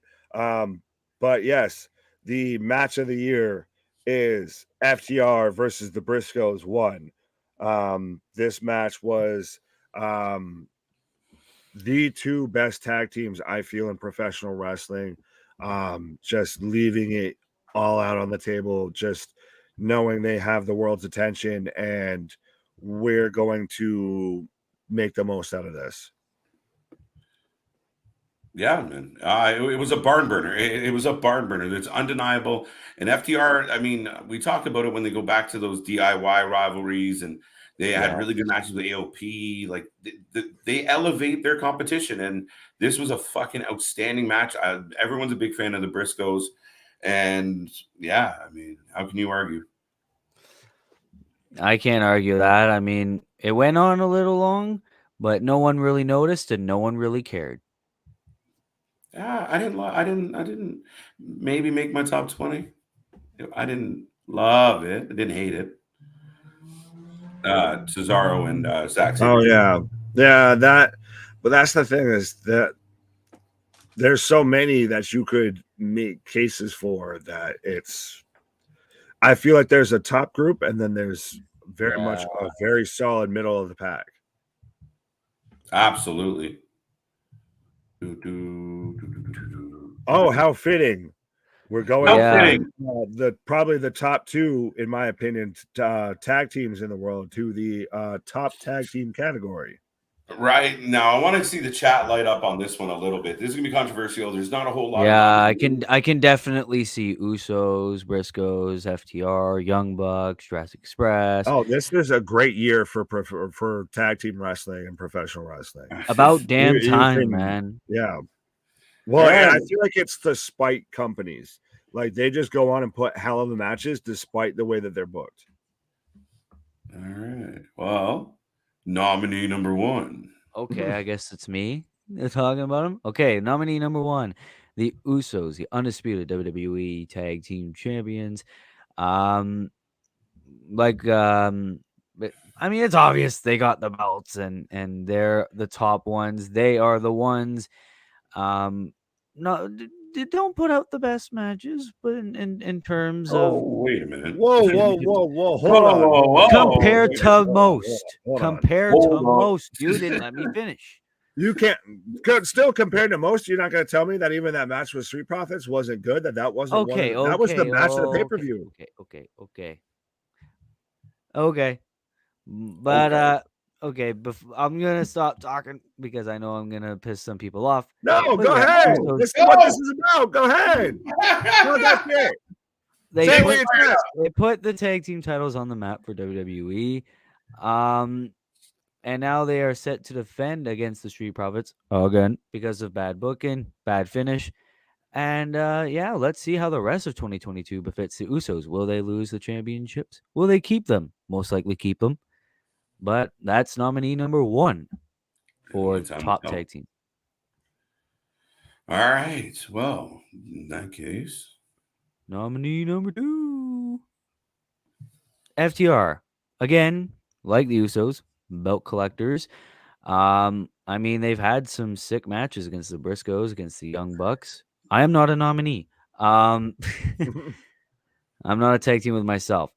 Like, they have the Ring of Honor, the AAA. What else do they have right now? They have another one, don't they?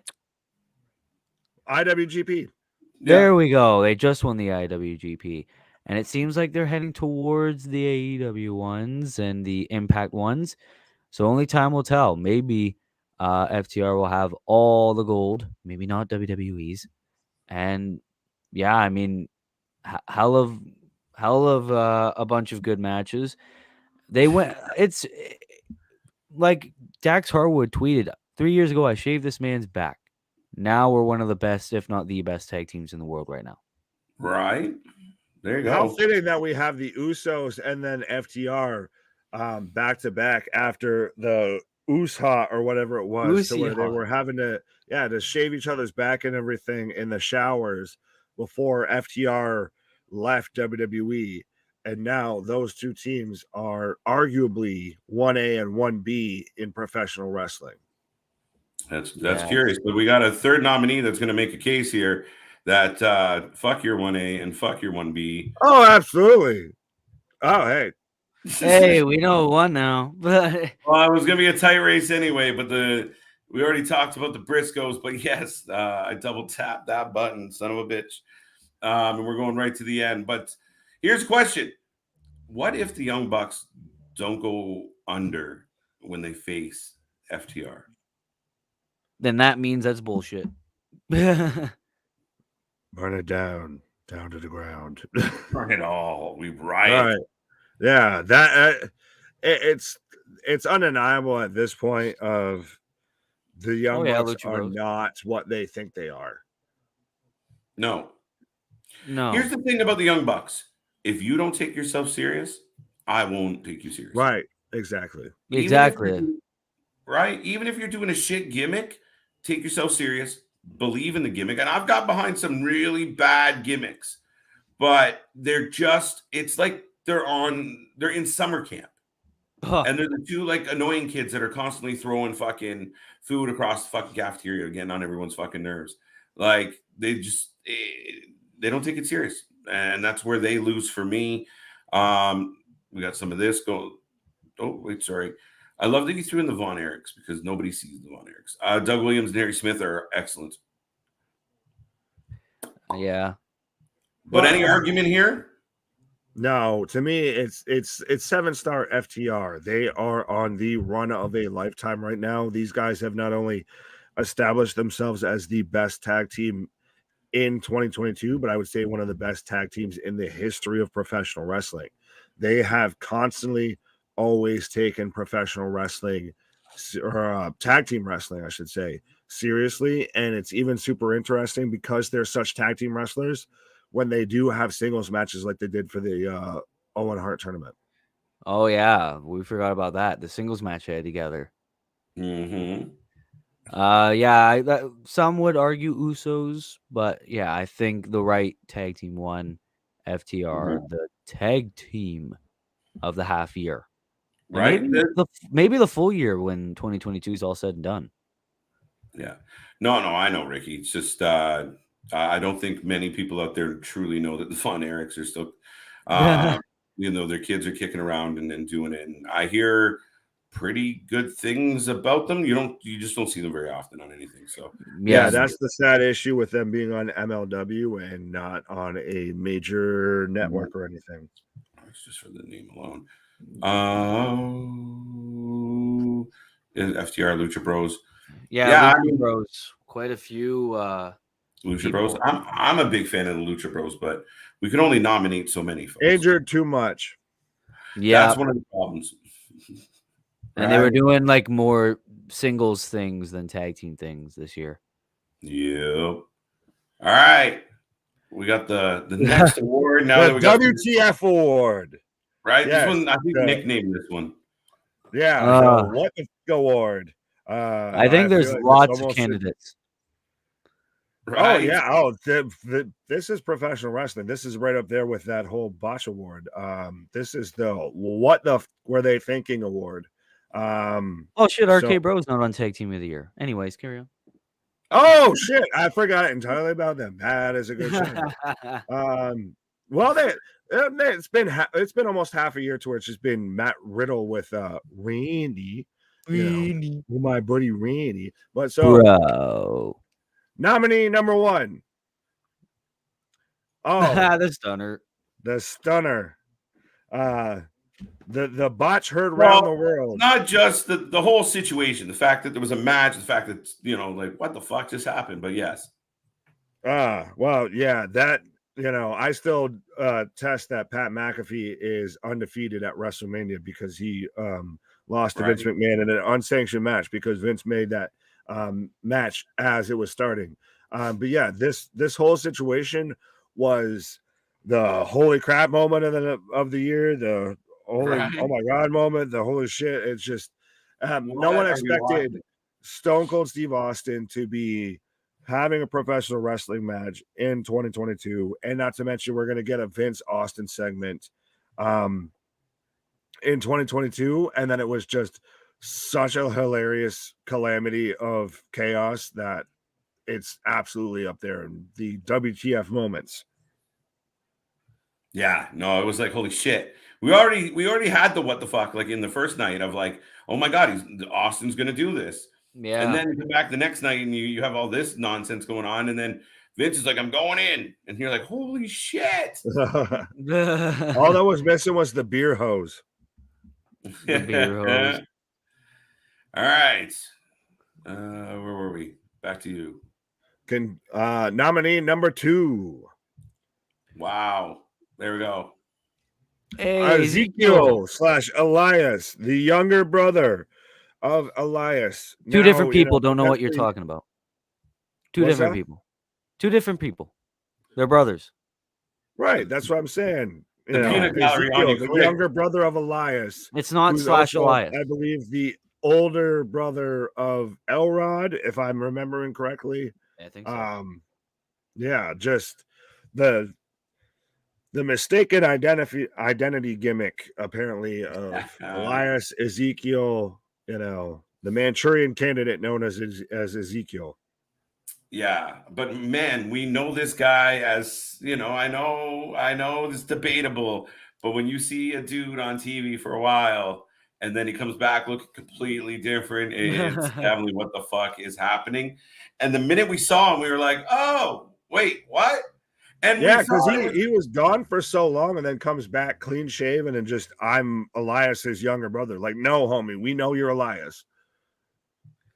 Yeah.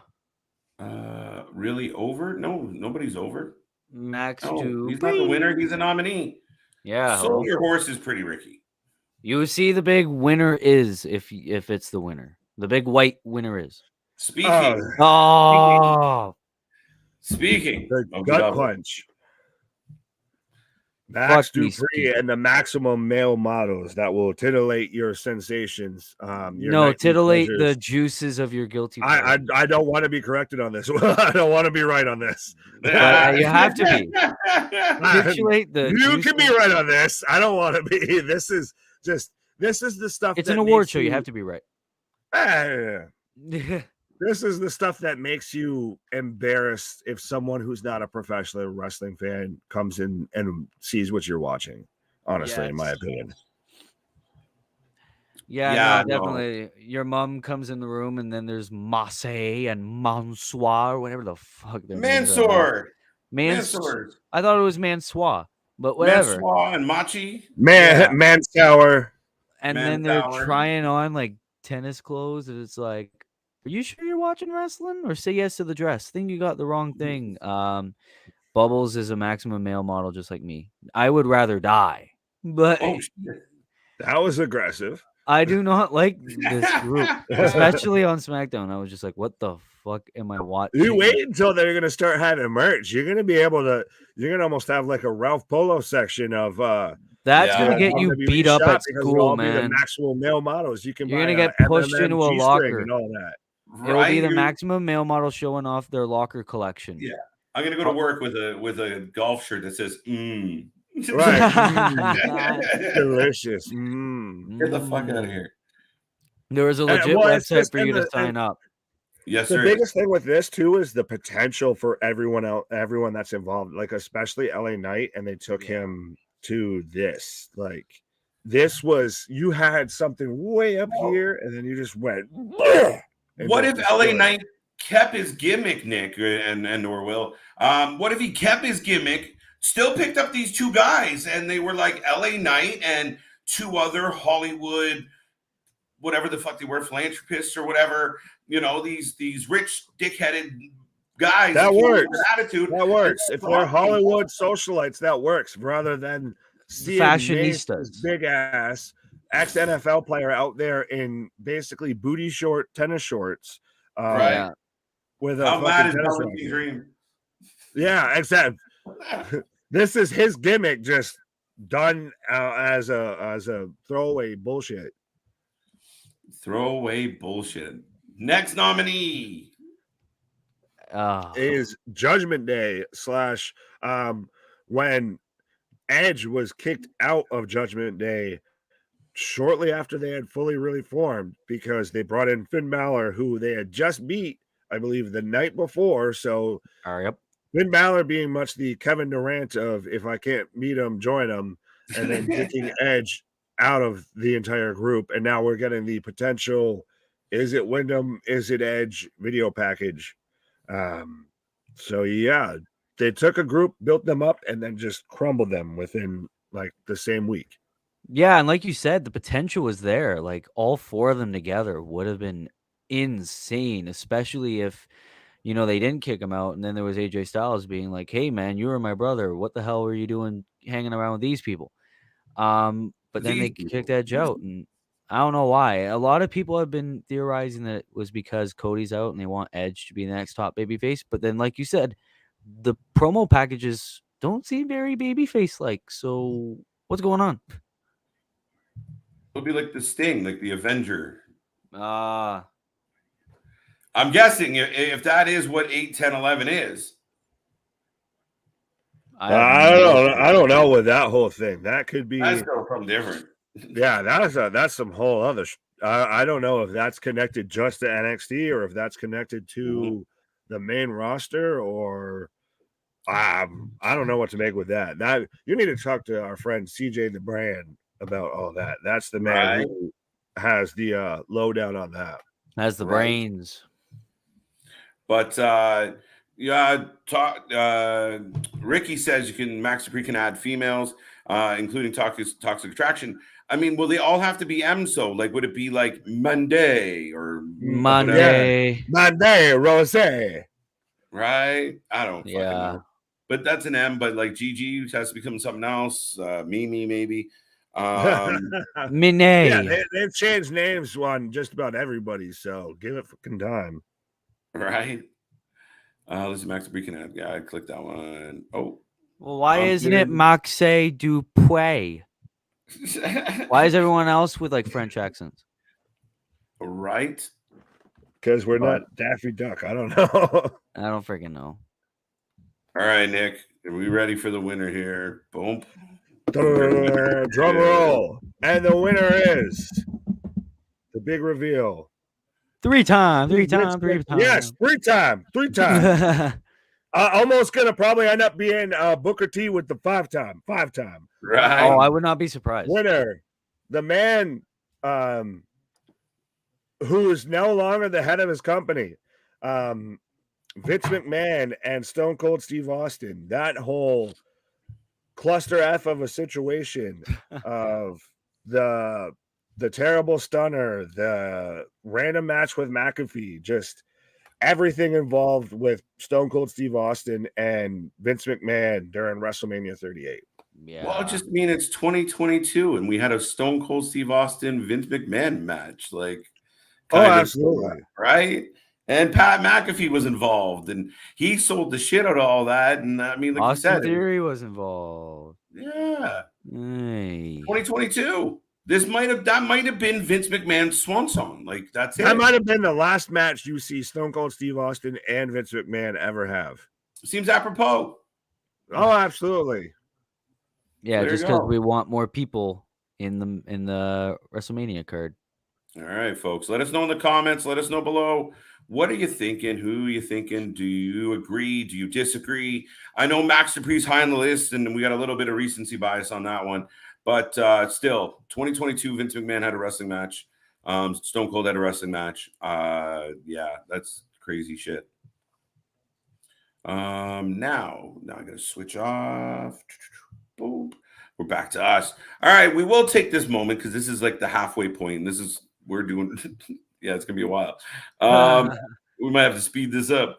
But that being said, folks, we are rolling through. We got some more categories to go. We are the Wrasslin for Life Network. That's Big Nick. That's BJ. I'm KJ.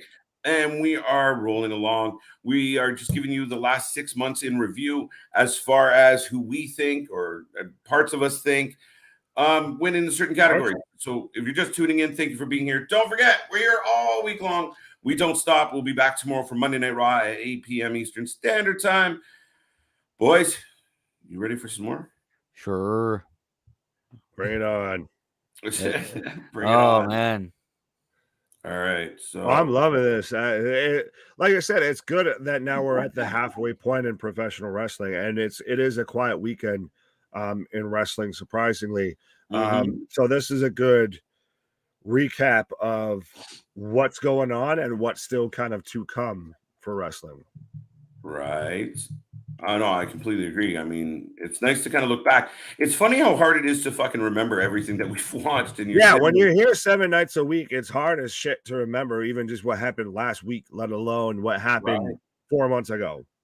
Yeah. Well, actually, shit.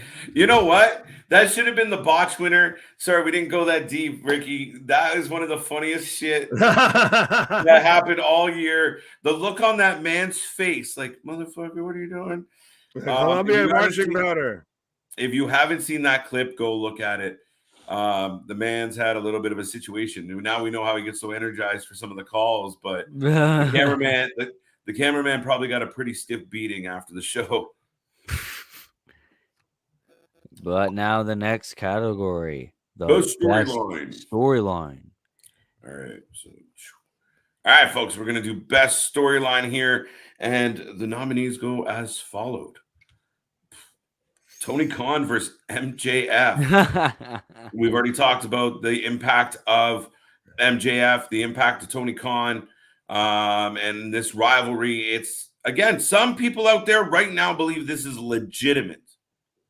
They've done a good enough job selling that it could be, honestly, but I think it's you get into the people that have been around wrestling for a while and now kind of see, hey, I get the feeling that this wouldn't be going on and be allowed on TV if this was an actual legitimate beef. Yeah, no, they would have cut his mic off like long before he was all like, fuck you and all that. So. Right. It's like the CM Punk pipe bomb of you thought it was real and it came out after the fact that they let him go up until a point. Yeah. Yeah. Until he goes too far and then they cut his mic off. Right. So, no, it's been crazy. It's been intense. But I think the most fun about this one is we don't know what's going to happen. They are at risk of letting it fizzle out. They're letting it sit a little too long for my liking. Now we're all into this big ROH thing. I hope we're not waiting until after that to kind of figure out MJF's situation. I really hope. Well, he has until 2024, so I think they can't exactly rush it. So I do feel it is interesting if they do Milk it a for like 6 situation. months. Yeah, to where it goes to the point to where we completely forget that it even happened. yeah, that it's still a going issue. He's just kind of been written off, almost like the Sasha Naomi thing. Mhm. And then all of a sudden he comes just running out and just does something insane. Yeah, I've been waiting. We'll see. But nominee number 2. Boom. Sorry. It's got a little bit of me bias in this one. This is one of my favorite storylines of it started last year, it bled into this year, came to culmination this year. And I was completely thrilled with how all this played out. You had life getting in the way because it definitely caused some problems. Josh gets deported in the middle of his comeback, but this was great. He speared his wife. He showed up at their house. He stole the title in front of his kid and wife. Um, Oh yeah, it the was stuff this very man did good. in front of Josh's family is insane. Yep. What about you, Will? I don't watch Impact, so I'm like There you go. iffy. Right. No, You don't have a thought on your favorite Canadian, Josh Alexander? What type of Canadian are you, Will? My favorite Canadian, Sami Zayn. What are you talking about? Riggy, this was much, much better. And actually, Moose and Sammy recently was unbelievable. Yeah, Moose has been on a tear. Really has. Nominee number 3. Boom. Storyline. Welcome back. Welcome back. Welcome back. Yeah, I mean, good first rivalry for Cody Rhodes. Definitely did not expect it to be like this fast. But the heartfelt promos from Cody, Seth all leaving little jabs to Cody's apparent failed absence from WWE. And then of course the good trilogy that came in between. What was there not to love? And especially that Hell in a Cell match at the end. Yeah, I think this was a pretty solid storyline in my book. Right? Not a bad one. Nick? Oh yeah, this feud, with this being Cody's first big thing coming from AEW back to WWE, and they had those little nods back to from Seth back to AEW of, I was here while you were you were over there with your buddies trying to tear this down. You had those kind of still subtle nods to it. That this was kind of almost honestly the perfect fit for a Cody return feud. Because Seth's such a WWE guy, but he's big enough, but he wasn't a champion at the time, so it elevated Cody without having him instantly win a championship. Yeah, absolutely. I mean, if you want to put, you want to get Cody over and put him in there as a babyface, and you want to make sure he's getting over as a babyface, put him against probably the biggest pain in the ass in the company. Maybe not the biggest heel, but definitely one of them. And no, it was a perfect counterbalance to Cody.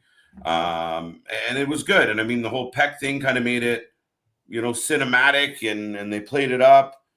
And yeah, for me, this has been worth its money so far. Yeah, definitely.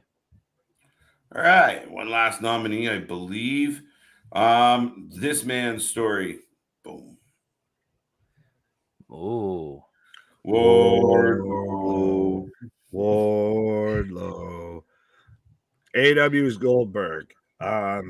It's absolutely been interesting to see him go from just the big silent brute to, like, when he finally turned on MJF in the dog collar match and left the diamond ring at ringside for CM Punk to use, to the trials of Wardlow so he could get in the match with MJF, to where he no-sold belt shots. And then the match with MJF that kind of was under some controversy because it was very much contested with the whole MJF contract situation. And he pretty much kind of jobbed out MJF, but now he's TNT champion. He is, to me, one of the biggest up-and-comers in the company.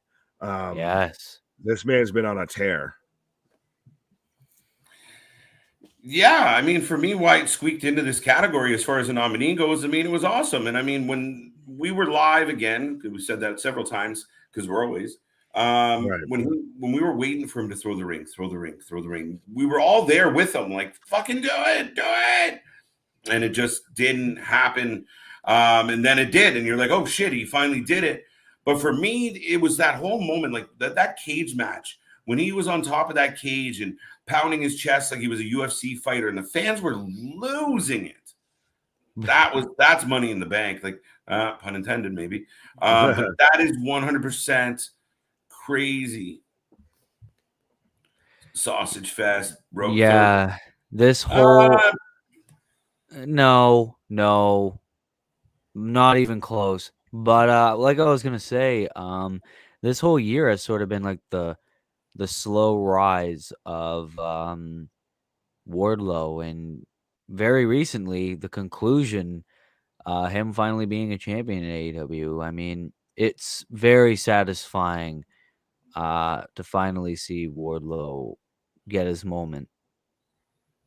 Yeah, man, and it's been a good story. Now he's got the title, right? He's definitely got the title, so that's a big deal. So, folks, who do you got out there? We got Wardlow, MJF, Damian likes it, Becky, Belair. It got boring. That's why it got rejected. Yeah, no, and who cared about that, really? Right. And what are you guys thinking on this one? Who do we think is going to win best storyline? With this one, this Seth is a and tight one. Cody. I could see that just because Cody coming over to WWE was still such a huge moment. Granted, I do think that MJF and Tony is, like I've said before, anytime we've brought up MJF, he's one that instantly draws attention, draws eyes. This man, everything he's done, from potentially buy a plane ticket to what he says in an interview, like if it's just even one line, becomes instantly a headline. So I almost wonder if that's been the biggest or the best, I'll say best, obviously, because that's the category, storyline of 2022. Yeah, man. Well, the winner is, and actually it's funny, but the winner is, I don't know. You don't know? The one thing we didn't predict. Well, I mean, again, there you go. Wait, I forgot to hit the button. There we go. The winner of the very limited KJ award, the Golden KJ. This is absolutely not a Braun Strowman action figure that I painted earlier today. This is it's KJ. Yes, it is the gold bust of KJ, the Iron Man of the internet. Limited 101. But yeah, I like we've even talked about, I know you and I have, KJ, about when MJF comes back, you kind of want him to go after the title. I want him to just go specifically after fucking with Tony. Yeah. Right. And that's probably going to be the play, right? My thought was go after the title as a means of fucking with Tony. The only thing I would say, and I mean the Seth and Cody are close second as far as an actual compelling storyline. I mean, you did have, like, we talk about Roman, seen it, saw it. Was it great? No, we knew he was going to win the Rumble. What else? Jade Streak's a good one, but not enough. Kingston, not really challenging. It's not a good story. Yeah. People you knew she was going to beat. So, yeah, it's been pretty straightforward with that one. Alienate the small female demographic. Hey, listen, if the ladies had one of the top ones, we put it in there, but if they didn't. Yeah, the women's division kind of sucks. Well, it's just been an unfortunate down year for the women's division. AEW's women's division got a little quiet, and yeah, you're not far off. So yeah, and WWE's women's division's just poor booking. Right. All right, where do we go from here? Where can we go from that? Where's my push? So kind of the underrated guy, the guys or girls that are in need of the push. I have a feeling it's a lot of guys though. There are a lot of guys, and I think I think we're pissing people off now because of it. We got categories. We're good. Yeah, we do. So yeah, this is essentially where the most underrated people are, and we shall see who indeed wins. Though, where is my push? Like, come on, I'm gonna walk out soon. Award first. Oh man, Tommaso Ciampa. This man gets called up from NXT to Monday Night Raw, and my man becomes the bounty hunter essentially. Beating people up, jumping people, and just if he's not doing that, my man's losing. He used to be the biggest thing in NXT, 5-star matches with the likes of Johnny Gargano and Adam Cole. And now he's just nothing. So I don't get it. I really don't. What do you guys think? I don't think they know what to do with him. I think he was the last of the Triple H guys in NXT. Cole left, Gargano left. It was really Dunn got turned into Butch. It was really just Ciampa left, and now that I think he's gotten called up, they don't know what at all to do with him. Oh, wait. Breaking news. Tommaso Ciampa will be now known as Morso and joining the Maximum Male Models. Wait, what? Oh, don't pay me like that. Will's like, who am I killing? It'll be Marpa. I'm going to be tweeting, bro. All right. Let's see. Number two. Oh, Jesus Christ, release this man already. Roderick Strong. I mean, he's running Diamond Mine, but everyone seems to be doing things, without this guy. And my man he's just sitting there, backstage giving them advice, but guess who's listening? Nobody. Just to think, Roddy went from being a part of one of the most dominating stables, if not the most dominating stable in NXT history, to now all of them leaving, and he's just there just to pick up the pieces. He's like Wally in NXT. It's a damn shame. This man should have had an NXT championship reign, and unfortunately has not. Like, I would love to see him versus Braun Breaker just for this sheer wrestling technical side of it. Yes. But we're not going to see that because he's short and he's in a company ran by Vince McMahon, or was ran by Vince McMahon. Right. Yeah. It's unfortunate. He can really fucking wrestle, and all his friends are off having fun. Makes me sad. It really is. It's like the one kid who's sitting at the kiddie table while everyone else is with the men. And yeah, Roddy, unfortunately, is left alone.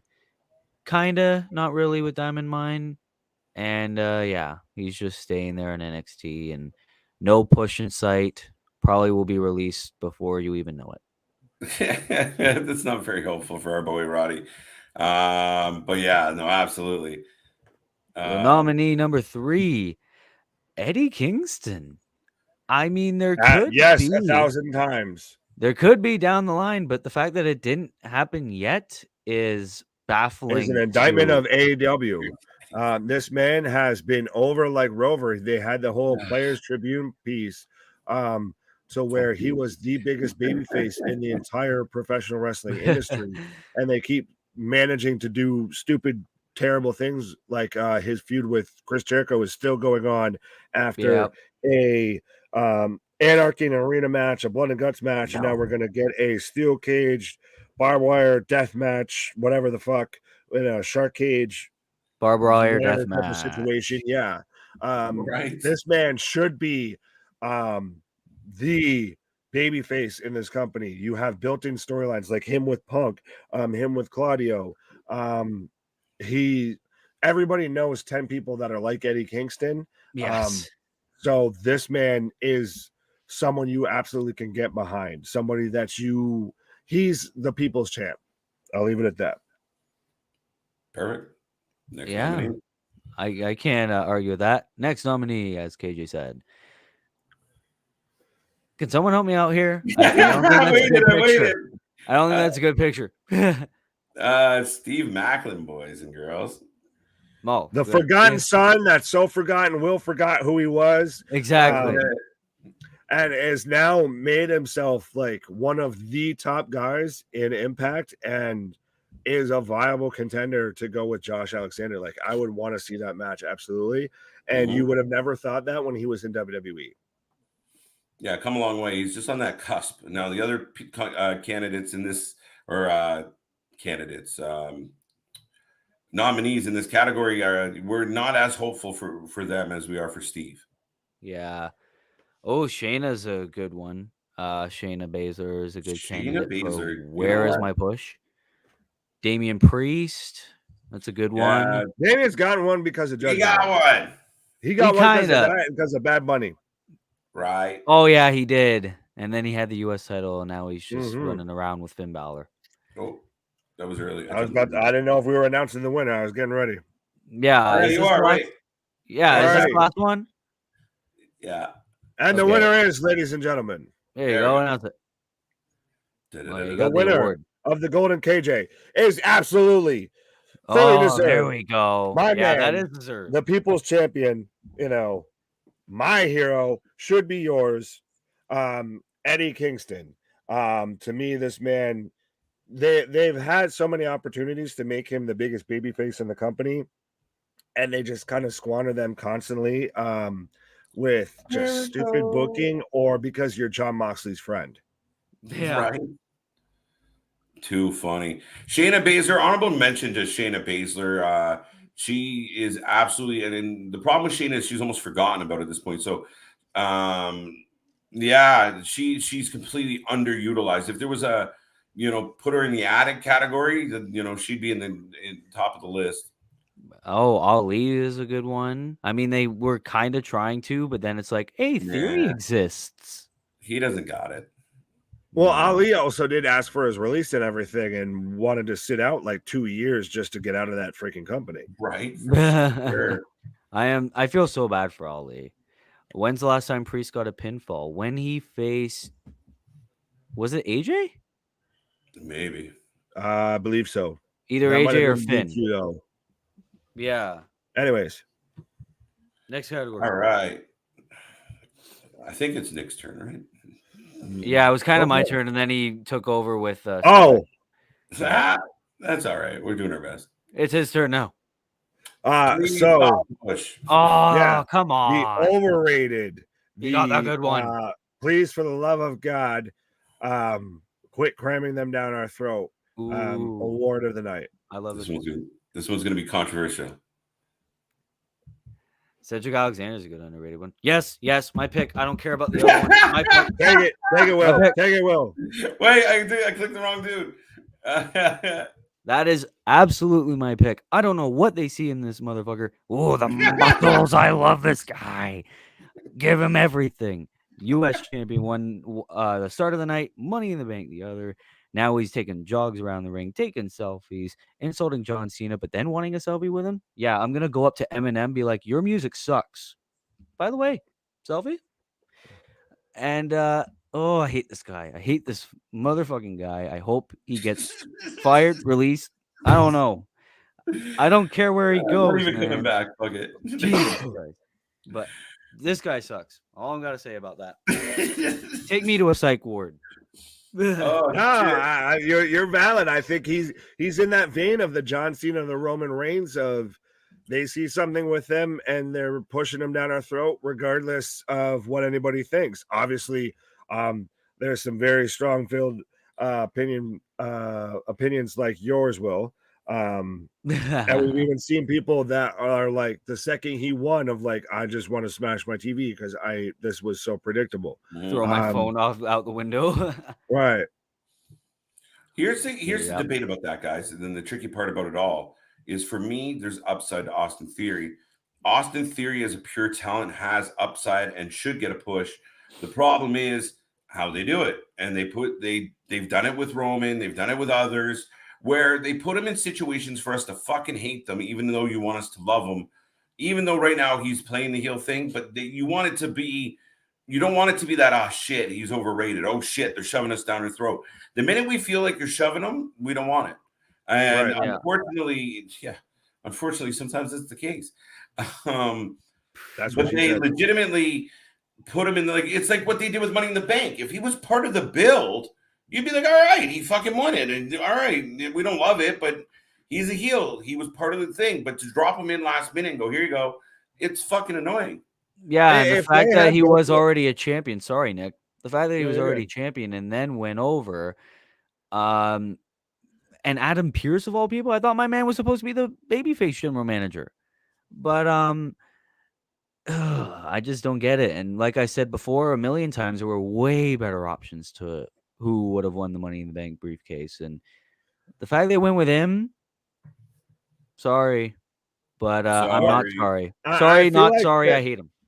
they could have almost done it right if they did it to where he was booked already into that match and the US title match and made it as he's this heroic, well, trying to be a heroic babyface of pushing through 2 matches in the same night. One's a title defense against Bobby Lashley, the other's a Money in the Bank briefcase match. And that the adding him last minute thing is the biggest thing that kills it. Yeah, not good. All right, let's see where this goes. Oh no, this is Nick's turn, but okay. Well, Hangman. there you go. Hangman Adam Page. I mean, as a champion, well, I was in the full screen, so I guess I'll do my thoughts first. As a champion, he was stale. I couldn't understand it. Though I did kind of see the talent, I could understand his reign was a little long and a little stale, and I would have preferred most of his challengers other than him, like the Adam Coles, and we did see Punk and the Danielsons, and then he comes out on top? What the fuck? So yeah, I would understand that. Oof. Yeah, it was a bit of, the dog chasing the car. I feel with him when he beat Kenny Omega for the championship of, all right, we've been building up to here. And then when they finally got there, they didn't know what to do afterwards. And that instantly made him feel flat. That made him feel like he was just a guy as the champion versus someone who was supposed to be there. And to have it just keep going on a flat note and then have him still kind of be back in the interim battle royal and everything and still lingering around that picture, you're almost doubling down on like maybe this was a little too much too fast. I think that's going to be with most of the candidates, though. It's too much too fast. Like they see someone that people are like, all right, well, we wouldn't mind if he's a champion. And then they see how they're doing, like how they're going with him. And then it's like, shit, I immediately regret my decision. Right. He's just flat, like you said. So now we'll go back to Nick. There we go. And so yes, of course, Judas in my mind. I love Chris Jericho, the most self-filleting professional wrestler in AEW. He's a fucking wizard. Yes, the man whose podcast studio was part of the entrance and exit for the stage. I just don't know what to say about this man. It's just he constantly thinks he's the greatest thing to happen to professional wrestling. And I'm sorry, Chris, you were really great. You were really good. You are not the end all be all when it comes to professional wrestling. And the sooner you realize that, the better you'll be. I mean, I don't like where they're going with him now. And yeah, I guess the egotistical attitude could kind of get to that. But I think that's sort of what he's been his entire career, where he's always like, I'm the greatest. No, that's great when you're challenging it and you're not like middle-aged. Yeah, I think now, especially now that he's getting to that age where people are like, all right, why are you still here? Why are you winning the big feuds against the likes of the Eddie Kingstons and the MJFs? Kind of like they're acting like he's still in his 20s and 30s. But yeah, I think it's sort of like okay, I think this is your time to hang up the boots or be a manager at least. Yeah, I can understand that greatly. Yeah, no. And Ricky actually just said something, and I'll give Ricky credit. There's a name on that list where it's like, fuck. Now, Mysterio, Dom, I didn't count them as overrated because they're not rated. They're irrelevant, and that's why. However, the Young Bucks, missed the list, and I'm not. Yeah, that's a shame. They got lucky. Oh fuck! Big Daddy Drew McIntyre. Yeah, Big D. Big D. Yeah, Big Nick talking about Big D. Pause. But yeah, he's been pushed ever since honestly 2020, I believe, when it was when he won the Rumble, the last kind of in front of a live audience Rumble for quite some time. So now that they're still trying to keep going with this, and it's now we can tell 2-3 months down the line that they're going to do him versus Roman at Clash of the Castle. It's so sickening. Like we had full-blown arguments on the podcast when I mentioned about the possibility, and that was my pick at the time for him to win Money in the Bank, because it was something that WWE would do. It was so predictable that it's exactly the type of booking that Bruce Pritchard and Johnny Ace do. This he needs to take a step back, and he needs to stop with the damn sword. Honestly, oh, that sword kills me. I don't know how you're checking that in with your luggage. I think this man's labeled a well, it's aluminum. Yeah, but and also before I go on with my thoughts on Drew McIntyre, Butch is not overrated. But he's not overrated. He's not overrated. If anything, he has to be rated to be overrated. Exactly. Yeah, he's not rated. But yeah, to your point, Nick, like in 2020, people were like, "Hey, Drew McIntyre is underrated," and it's another thing of too much too soon, because now it's like you're thinking title picture. The first thing you're thinking is Drew McIntyre, where it's like, "Hey, who's gonna beat Roman?" Oh, they're definitely gonna do Drew McIntyre. Yeah, and since Clash of the Castles in Wales, everyone's been like, "Oh, great, McIntyre," and the sword ruins it for me now. Like, I'm fine with a threat to the title reign of Roman Reigns, but ever since 2020, you've been shoving McIntyre down our throats to the point where I don't want to see it, and I don't think a lot of people want to see it. But who knows? Right. I mean, ultimately with Drew, he's just kind of lost. He's kind of, a fucking Willie in the wind. Like he's just swinging around, and there's nothing. He's wearing a coat with a Willie in the wind. Right, a Willie in the wind.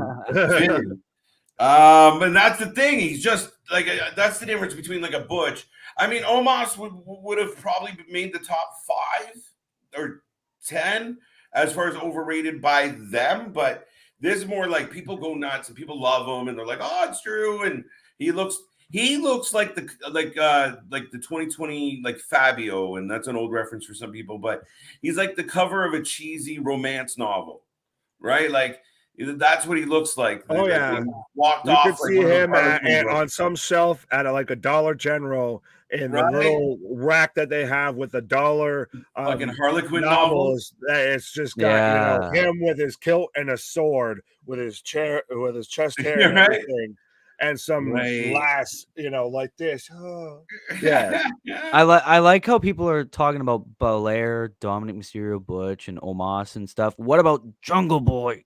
Jungle Boy exists. Oh, Jungle Boy. That's a good consideration. I think because I mean, you really do think he's overrated, Will? I really do. I think it's just because of the song, man, that they're putting him on so much. And then it's just like he used to be all over the place, and just like, bro, get off my screen. I don't know if it's just me, and I think I'm gonna get pitchforks and torches.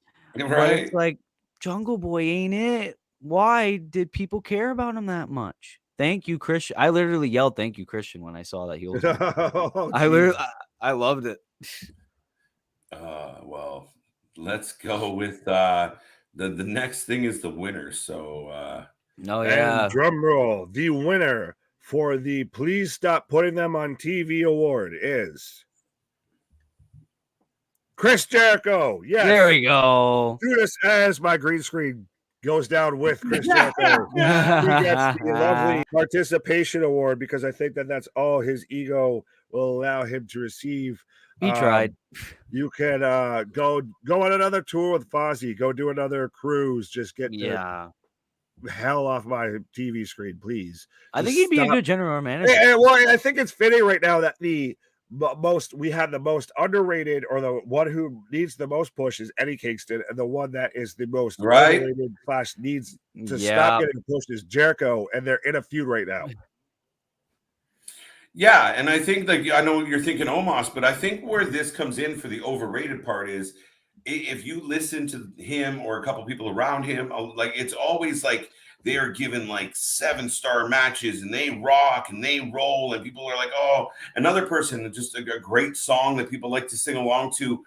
But Jericho himself, again, I told you, it's like listening to his podcast where he's just like, he brings on the other people in the match and they talk about how amazing they are. And it becomes revolting. Like, I'm a big Jericho fan. He's a Canadian guy. His dad was a hockey player. What's not to like about Jericho? And he's had a phenomenal Hall of Fame career. It's just this last little stretch of the twilight of his career has become very like shoved down your throat. Like if you weren't an EVP, if you weren't who you used to be for this company, then we wouldn't be seeing you anymore. There's people that have passed him. And the fact that, you know, we talk about it. Orange Cassidy was the hottest shit going. Jericho latched on, sucked that dry. Then MJF was hot. Now, good news is when he finished off with MJF was good enough to keep going and not lose that momentum. But now he's doing it to Kingston. Kingston comes out with that article. Everyone's like, oh my God, Kingston, just like we are. We would love to see like that type of character, that guy get over and be champ. And what does Jericho do? Latches right on. And here we go again. So that's why I think he's the most overrated going. Oh, he thinks Judas, even though it's a sing-along theme song while he's a heel, is a special moment for the crowd to sing along with. That's how self-conceited this man is. No. And see, this Ricky's comment there ties into I agree. When Jericho signed with AEW in the beginning, it legitimized them instantly. It did 3 years ago. Yeah, exactly. Because Cody and the Young Bucks and Kenny Omega, it was just like, oh, okay, well, they were all part of the same stable. They were all buddies. Kenny's kind of overrated. They're all mites. And then Jericho signs, and it's like, oh shit, this is like serious now. And that also goes with the Moxleys and all that on that first night and all that. Right. Yeah. I'm ready for some controversy on this one, and I don't really care. So now we're going to switch this. Oh, there we go. Winner is Wrasslin for Life Network. Great. Love it. Gotta love how we're winners. We're winners. Yes. Top men's performer.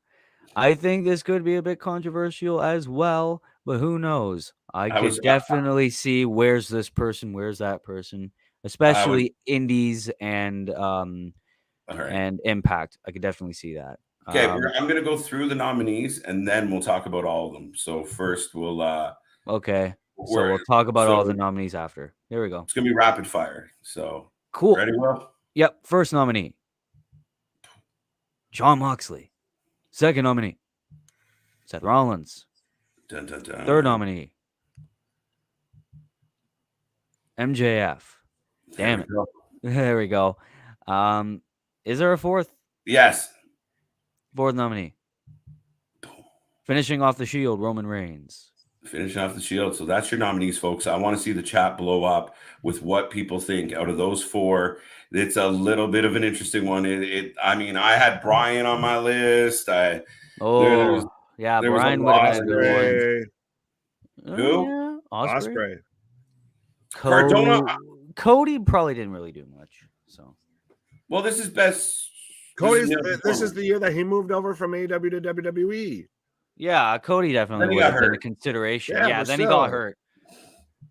And he sat out between that and like he sat out for 2 months? I don't know.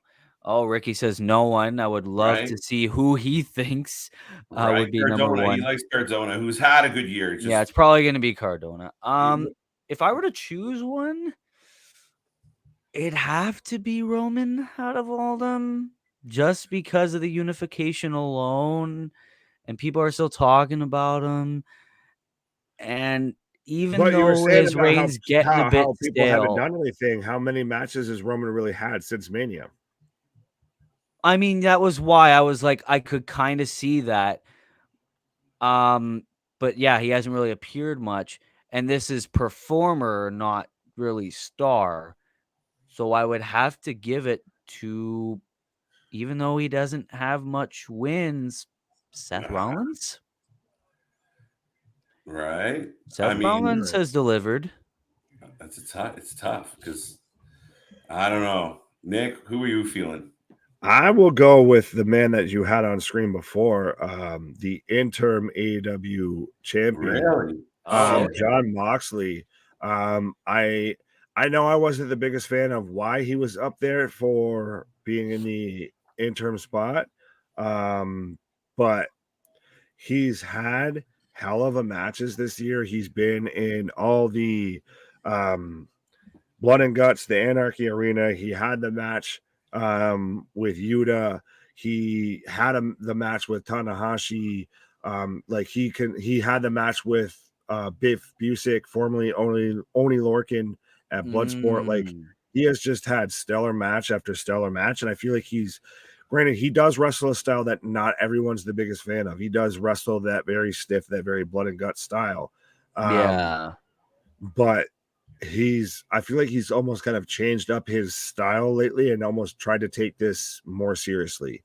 He's added stuff to his repertoire, and I like that with him. His finisher really feels like it's the end, because it's not just, oh, we build up to these 2 minutes and then he just hits signature finisher, we're out.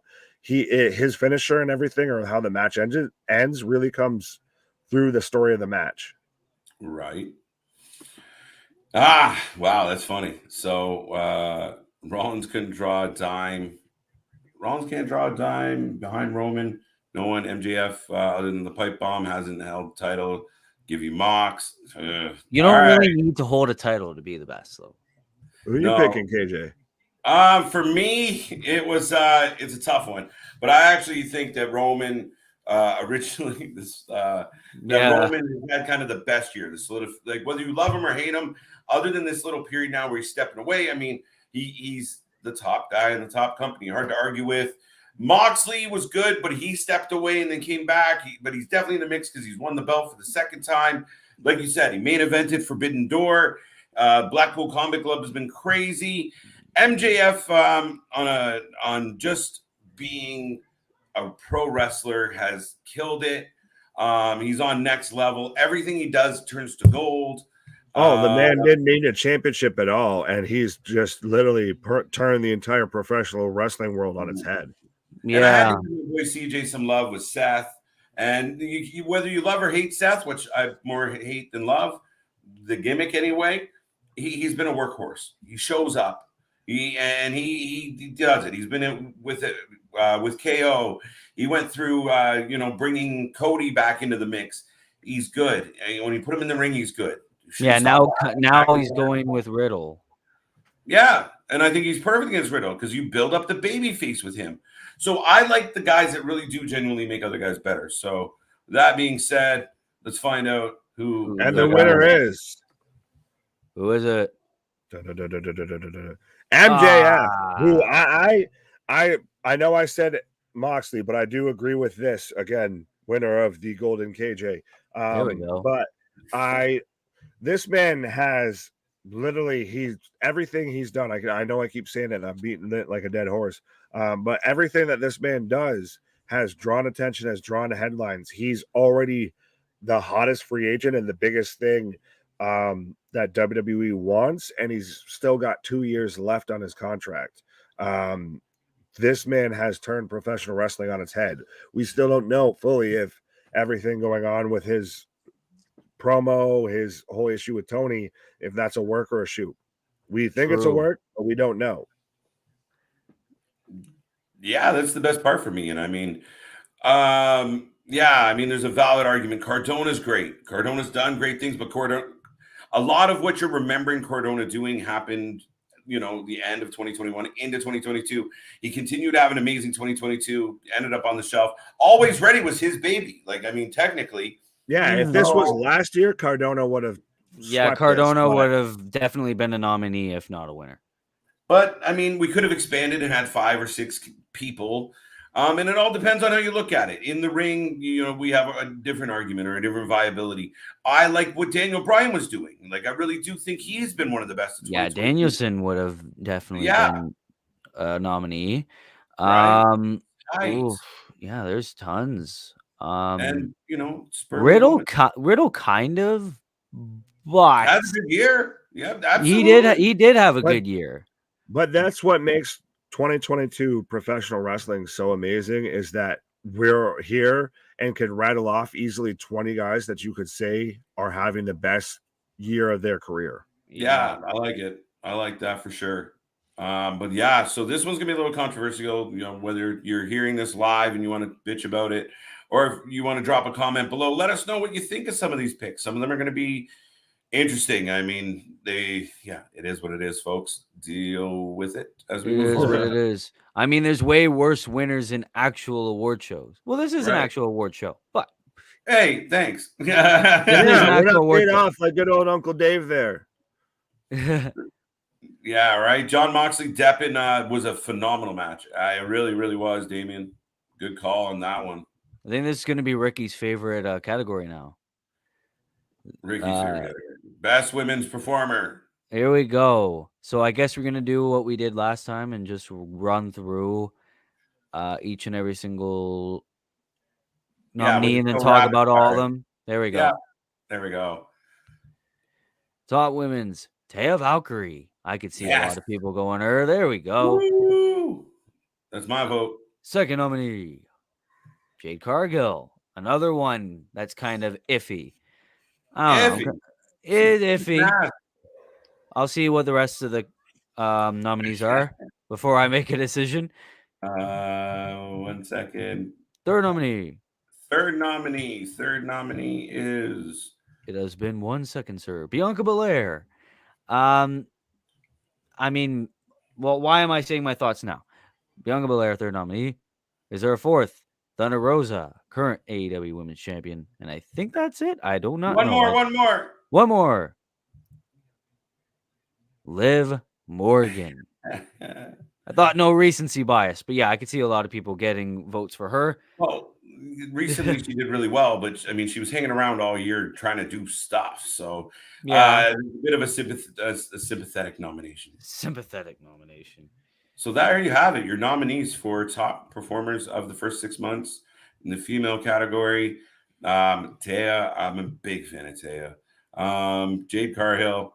Meh.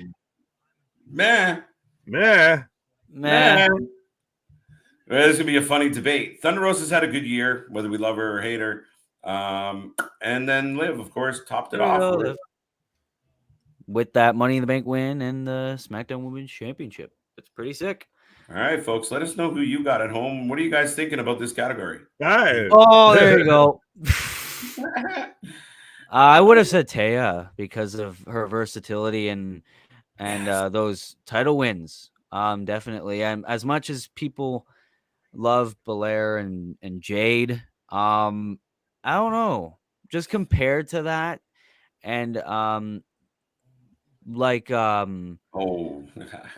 man, Deonna Purrazzo.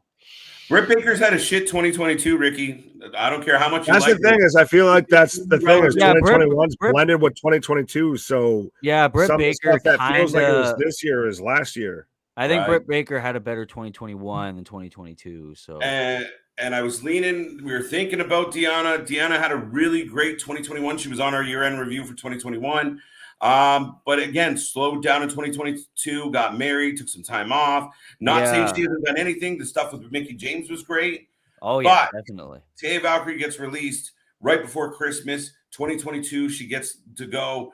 WrestleMania weekend, she was phenomenal. Face John Morrison in a Loser Does the Dishes match. That one's a good one. But not only that, but the hardcore matches. She's bleeding. Her husband's putting out tweets saying, when you learn that when you know that your girl's a bigger badass than you are. Because she is. She's in there taking nicks and getting drilled. And huge fan of Taya Valkyrie. And she's just winning everywhere she goes.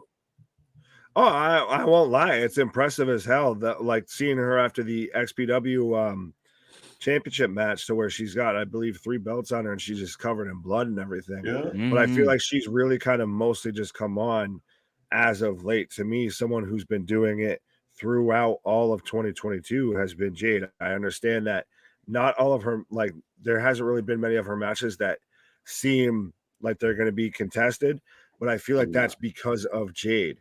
We're now seeing Athena come back and want to challenge her versus Thunder Rosa. We saw Chris Statlander that seems to be going after her instead of Thunder Rosa. I feel like she's also, or almost with that streak and just her presence, made the TBS Women's Championship bigger, or felt like a bigger deal than the AEW Women's Championship itself. No, Serenity. I mean, we've even talked about of who can really beat her, or at this point, she should just retire with the belt, and that they should just, if they're going to do another mid-card belt, just do something else, because she's now synonymous with that championship.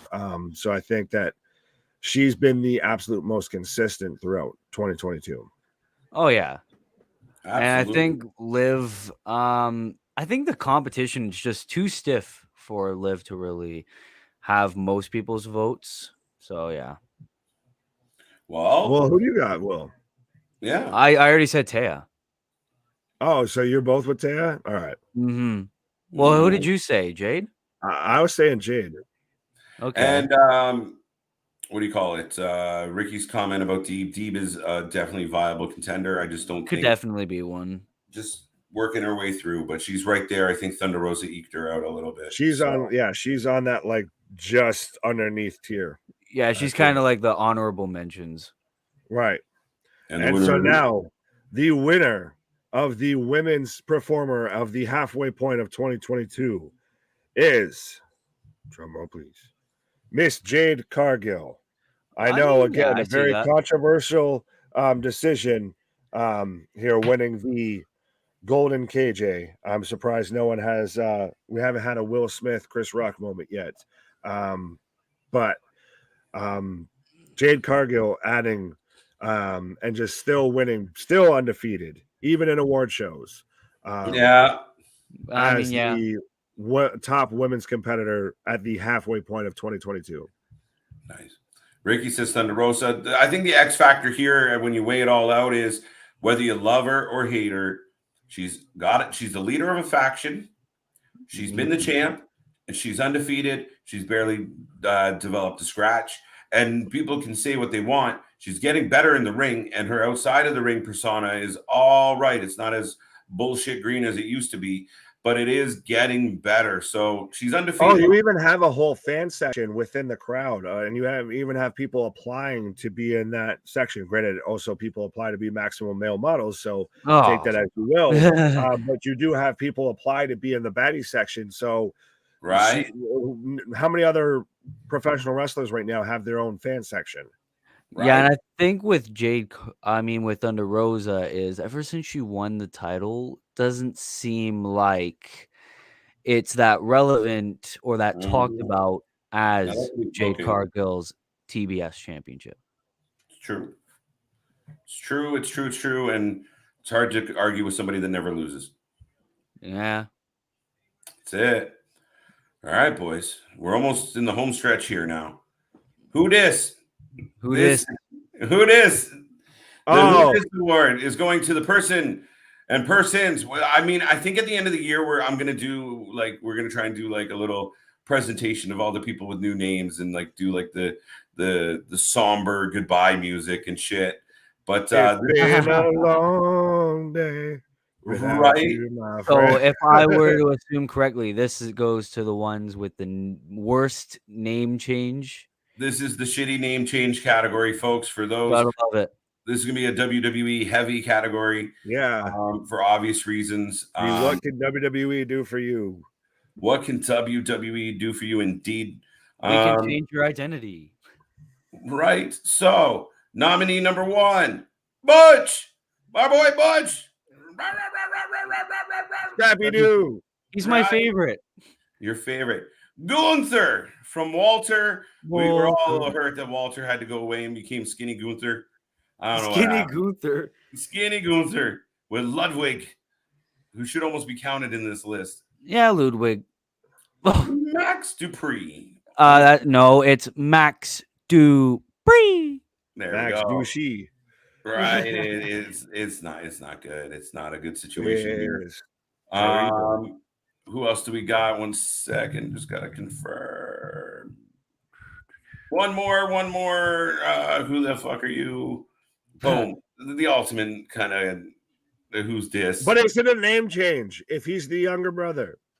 I ask you this, Inspector Gadget. This isn't everything change. This is a body hair change. Yeah, no, this is a younger brother. This does not count. All right. No, that's no point because it's the younger brother. You don't Ezekiel know if it's a name change. So you guys are just going. You guys are playing 100% kayfabe on this nominee. Fuck. No, we're playing 100% facts. What are you talking about? Ezekiel's disqualified, man. Oh, why am I still on the screen? There you go. Why are we listening to me? You're having people argue with you off screen. Right? Like, who's talking to me? Yeah, no, that's a valid point, but and I know there's gonna be other ones in there. Alba Fire sucks, and Claudio does not count. From A-Kid, I know that's very recent, but that blows my mind. I'm going Butch. If I were to choose, I mean, you have. Are you now? You have someone very dominant like Pete Dunne. Okay, former NXT UK champion, very very dominant, to becoming Scrappy Doo Butch, who gets lost, needs posters about him and green screens in the Eiffel Tower and shit for weird reasons, and top it off, the freaking clothes, man. Like, they ruined this guy. Yeah, Damien, you're right about Tony. She was close. I mean, she took some time off. I don't know. Quiet. Boss Monster, good to see you. Back to the category. Walter, I'm surprised more votes for Walter didn't come up. I think it's because his momentum hasn't really halted since the name change. I mean, he's the IC champion, getting some TV time. I don't know. But we do have to remember they originally named him like Gunther something, which was a Nazi general, right? Like, yeah. I don't know. I can't remember what the last name was. Kaiser. No, that's Ludwig. So it was Ludwig. I mean, not Ludwig. Fuck. Gunther Stark. Yes. That sounds about right. I think it's that, right? So yeah. Claudio Cannoli. Well, I mean, he kind of went back to the name he wanted. Yeah, well, I now that we've talked about it and everything, I'm starting to get sold a bit more on the whole Elias Ezekiel, because we had that whole stretch to where Elias, was at a tombstone and all of this, and then now we get I feel like Kevin Owens of like, no, you're Elias. Stop telling everyone you're Ezekiel. You're Elias. Right. And it is Gunther Stark, the original. Yeah. Yeah. Ricochet needs a name change. Nope. Yeah, I don't know. So hard to see him as anything else. Yeah, I'm so used to Ricochet. I think it would just ruin it. No matter if it's a good or a bad name. All right, Nick. We're off to you now, big guy. Who's the winner? Now, the winner of who the hell is this guy? Of the Conor McGregor, who the fuck is that guy? Award. Who the fuck is that guy? Right. Is drum roll. Butch. Oh. Wins the illustrious Golden KJ. They took Pete Dunne and took him from the former NXT United Kingdom champion, one of the longest reigning, if not one of the very few people that have held that championship, and just turned him into Scrappy Doo. Scrappy Doo, where are you? It's really disappointing. It's really fucked. And I don't know, like as the wrestler, like even for LA Knight, you're like, really? Like I came all the way here and this is what I'm gonna have to do? Right. Yeah. Fuck. Really? All right. But you won't let me leave, right? No shit. I mean, Max Dupree was highly regarded though in that company too. And then this is what he gets. I mean, it's a great spot for us every week because we just laugh our ass off at him. Right. But it's just embarrassing to see someone that had such promise and has such talent as Pete Dunne. He's an emotional teenager. That's what his character is. And I mean, Alba Fire was a good candidate as well. If you want to talk women, yeah, I forget who else. Katana Chance, originally Casey Catanzaro, but they're not really like new gimmicks per se. Right. It's not So like the gimmicks change with the name. no, Butch for me, just because it's such a far cry from who he was, right? Exactly. So seems like such complete bullshit. So yeah, I don't like it. All right. Now this one's gonna be interesting for everybody. The best champion. The best champion of the half year. I think I think people might have a basic idea, but who knows? Let's run them down. First nominee, Bianca Belair, Raw Women's Champion. I don't know who would actually think that, but next nominee, Roman Reigns, undisputed WWE Universal Champion. All right, next nominee, Hangman Adam Page, AEW World Championship. Okay, I lied about Bianca Belair. Who would think about this? Next, Jay Cargill, TBS Champion. Okay, and is there another one? That would be all. That would be all? That'd be all. Okay. Well, there you go. Those are your nominees, ladies and gentlemen, for the best champion of 2022 so far. Cardona, NWA champ. Okay. Yeah, I know. You say nominees, but to me, there is one person that should be at the top of the food chain when it comes to being a champion of professional wrestling. It is the man that is atop the island of relevancy, the leader of the bloodline, the head of the table, the tribal chief, Roman Reigns. He to me is the end all be all. He very much feels now like the end boss. This feels like exactly where he should be. Yeah. In professional wrestling. He is the needle mover in the biggest company. I know AW puts out at times a better product, but when it comes to eyes on the product, it's WWE, and that's Roman Reigns. Yeah, Roman Reigns definitely has my vote. I mean, not even just because the nominees don't really stack up to him. It's because nobody stacks up to him. I mean, you could argue, oh, but what about Cardona or people like that? It doesn't matter. It doesn't matter. Roman Reigns this is his year. This is his time. This could be his whole year leading up to April 2023. Who knows? Roman's got my vote.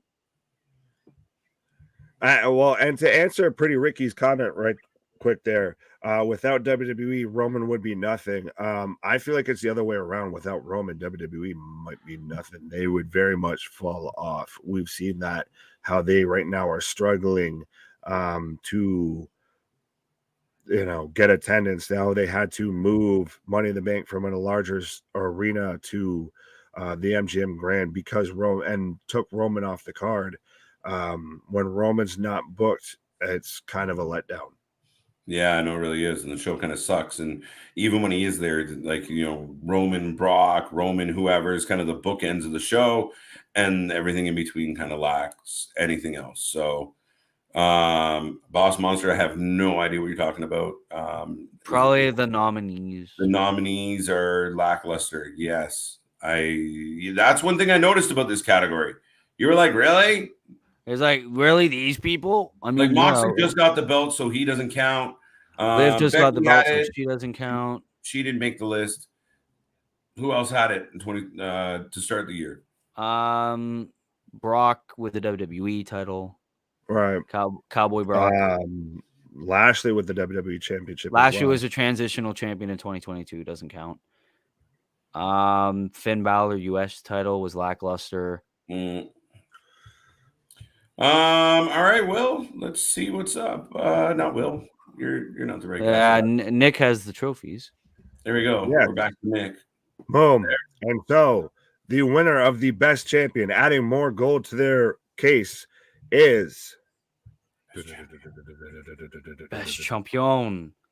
The tribal chief, the head of the table, the one, the only.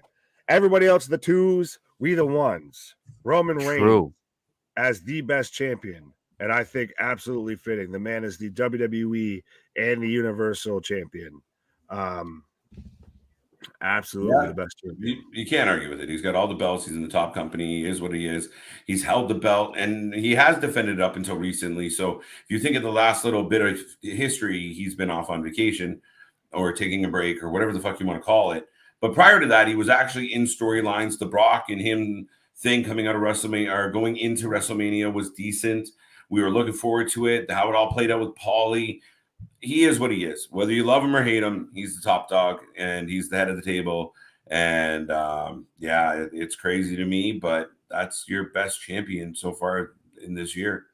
I think it's just because most title reigns this year is just lackluster. But even then, I still think Roman Reigns stacks it up just for the unification alone and where he's been like the top of the food chain for the longest time now. This category was essentially made for him. Yeah, the man feels like the final boss of professional wrestling. This man feels he does though. At the end of the game, you have to beat Roman before you can actually win. And you die like 1,000 times, so you have to keep getting at him, keep getting at him. All right. Well, that is the best male performer of best champion. Best champion and male at this point. No, he didn't win male. Yeah, no, it was MJF. There you go. Don't jump out of a window, boss monster. Yeah, no. Last category of the night, I do believe we have come to that part of the show, folks. I will say before we get to the final part, and I'll probably repeat it before we go, but thank you for being here. Thank you for tuning in. Ricky, I know you're a ball buster, but we do appreciate you blowing up this chat all night long. And on a night that we weren't even supposed to be here, we're going to end up running 3 hours at least. So we appreciate everybody. It's been a wonderful Sunday night. I hope everyone had a safe and happy weekend. And whatever you're doing puts a smile on your face because life is short. And if you're not smiling, you're wasting time. But thank you for being here. And I've had fun with you guys as always. And now we head to the final category. How you guys doing? Time to say goodbye soon. Oh, I'm doing great. I like that this was a completely original idea, just completely off the cuff and brought up during a live stream. Yeah. And it's just super fitting and it gives you a nice retrospective. What? Retrospective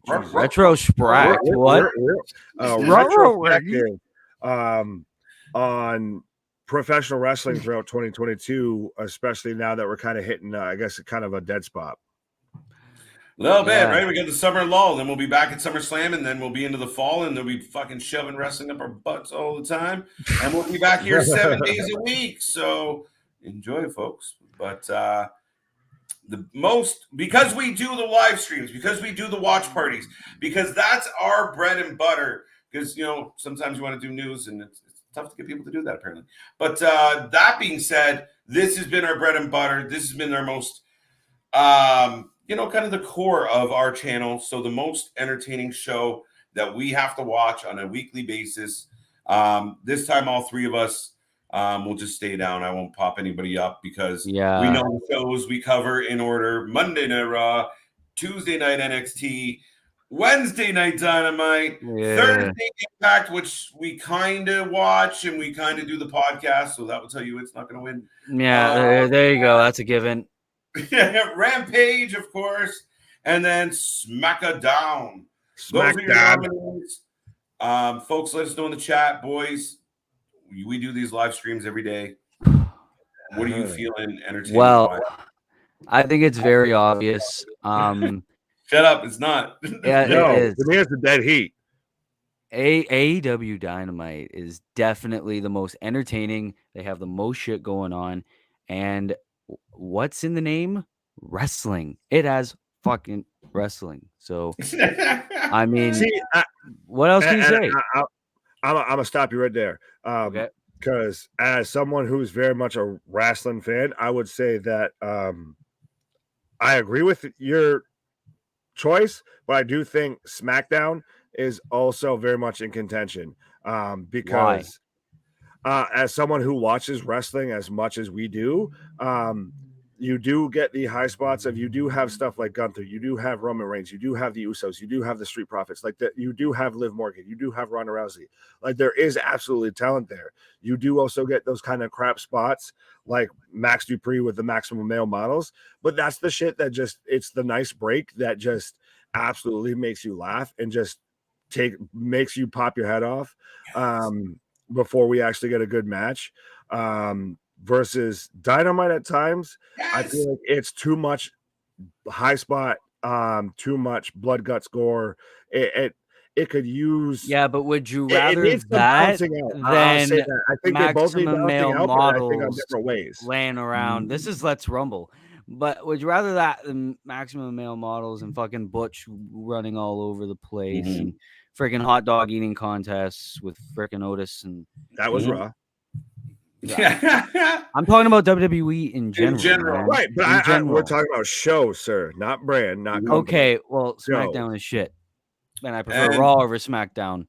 Our friend over at Rangers of Wrestling, the Pink Ranger. Okay, yeah, I understand that point. I get you.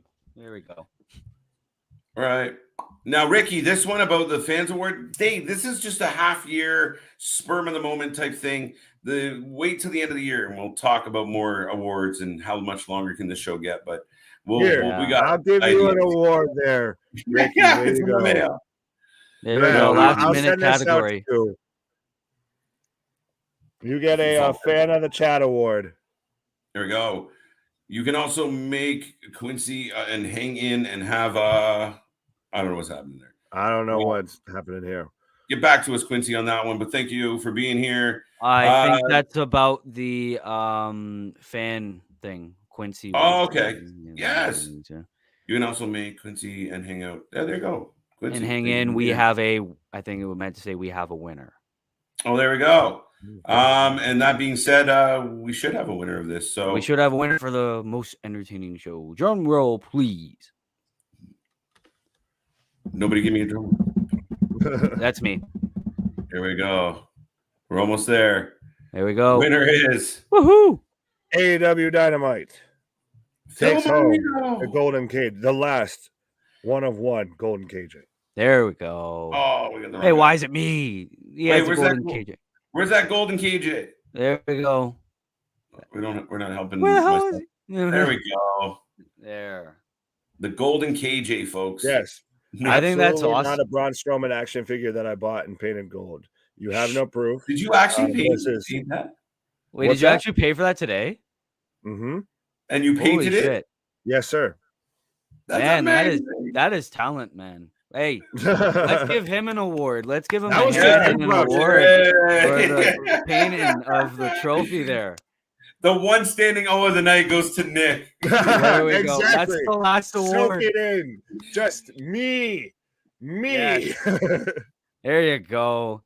I mean, you literally have the Golden KJ, so you literally. All right, I am the true winner here. I don't know how I feel about you. Like, where do you keep that when you go to bed now? Like, I'm gonna cuddle with it. He's gonna cuddle with it. Yeah, I am the true winner here. I am the only one that has the one of one. Well, when we open our Wrasslin4LifeShop.com, you will be able to get yourself a Golden KJ. You know how many things he's gonna have to paint if that happens? No, I will auction this off for like charity or something like that. The one of the Golden KJ. Yeah, $1.50 and a double cheeseburger. And there you go. Boss Monster says Big Nick 1, KJ and Bubble 0. As much as that hurts my ego, I'll agree. It was me, KJ. It was me all along. It was me all along. Listen, I'm not even gonna. I'm letting you have that. I'm not even. Yeah, I'm not gonna argue. You can have that. That ain't even what I'm mad at. Right. Yeah. We're good with that. Botchamania. Who botched? Probably. Is it us? Is it us with the winners? I think Nick's a pretty good winner. Nick's a pretty good winner. It's the best. No, we went through a handful of categories, and we're gonna wrap it up real soon, folks. But I mean, best letdown, biggest letdown. I mean, we talked about Forbidden Door not living up to the hype. Theory winning the Money in the Bank. Will twitched before I even said it. Yeah. Royal Rumble. Royal Rumble to me was so deflating because the reason why Royal Rumble was so bad was we were so into what could happen. And Royal Rumble has that fantasy, that mysticism to it. And it just, this year, they had so much good they could have done, and they fucked it up. It's such a high level, my opinion.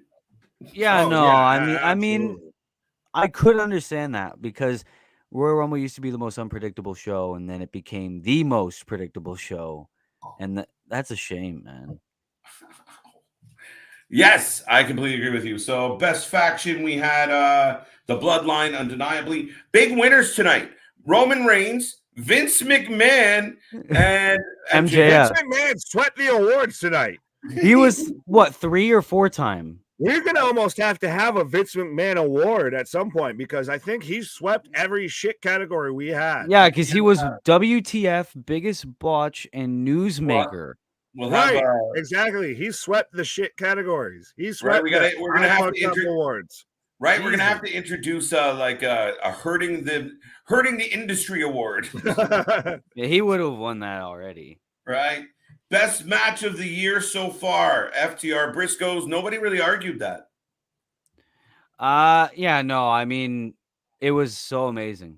Ricky says, rub it in, Nick, rub it in their faces. We are winners. And they got donuts from Timmy's. Hey, don't diss my Timmy's, bro. See, I got Ricky's trophy over here, my son's trophy, and then I got my trophy right here, too.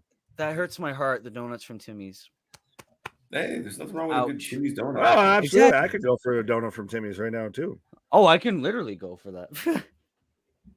Well, Damien said Impact. I know people like Impact. I think sometimes I wish I could see Impact Wrestling in a bigger venue because if I could get more out of the audience and feel it a little more, I think that's why when they do some of their bigger events, you really get into it.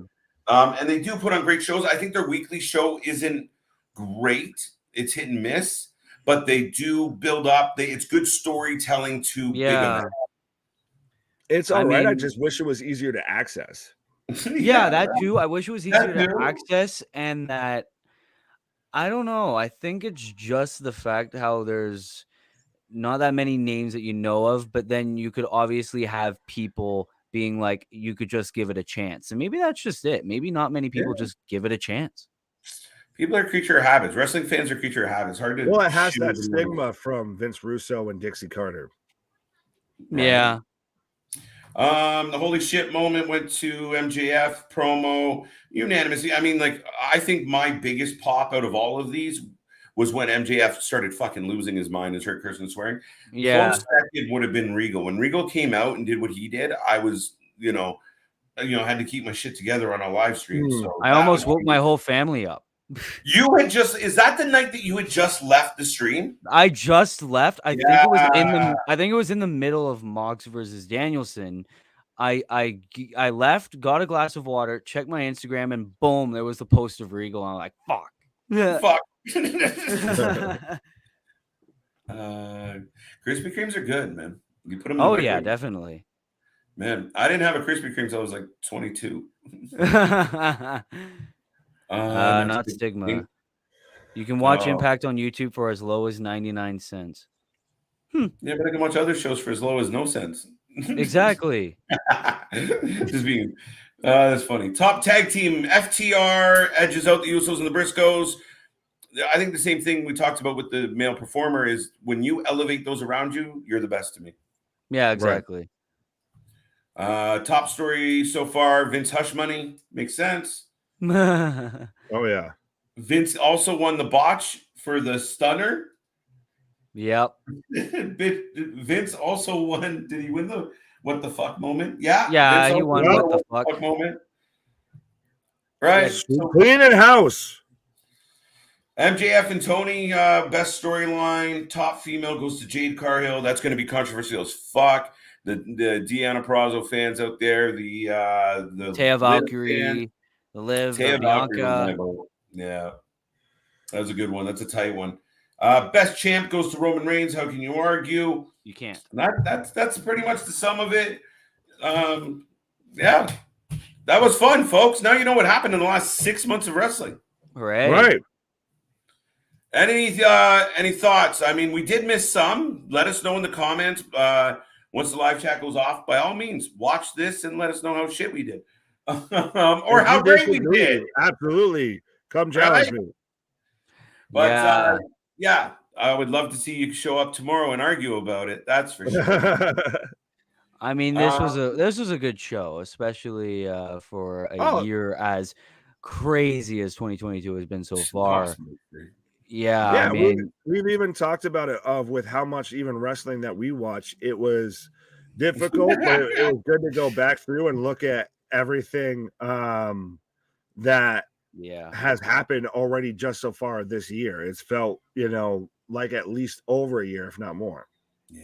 Yeah, especially with how much news stories are coming out. Like that news maker was hard to sort of pick, but then of course a story as big as Vince money, right? That category just kept expanding, like for nominees, and even like Ricky in the chat's like, "Oh, you could have done Sunny, and you could have done this." I'm like, "Yeah, but we also did this in 3 hours instead of 7." Yeah, right. Every topic, every little thing is another thing for us to talk about for 20 minutes. So exactly. Go. I like ducks. Quack. Great. Mighty Ducks. I'll be here tomorrow to pick a fight. Oh, good. Oh no. Oh, good. Oh, Ricky. Ladies and gentlemen, we are the Wrasslin for Life Network, and that was your 4LIFEEs. That was fun. The 4LIFEEs. Yes. Yeah. If you enjoyed this, folks, we will be back at the end of the year for the final wrap up of 2022. And we may actually have some different categories, some bigger categories. Yeah. Thank you. Thank you. Thank you. Thank you. Thank you. I like it. Yeah, that was a good little show, especially with a dead weekend. We appreciate everyone that came out on a Sunday night. I apologize for all of those who work tomorrow, but hey, sleep right after this. If you haven't subscribed, turn notifications on. Also, Let's Rumble streams every Thursday here on YouTube, and it is currently out on Spotify and wherever you get your podcast pleasure. On Spotify, the recent episodes support video. Spotify. And we should put this on Spotify. Yes, that was what I was thinking. The whole damn thing. Yeah, man, let's do it. Fuck it. Book events. All right. So tonight or tomorrow, this will also be on Spotify. The 4LIFEEs.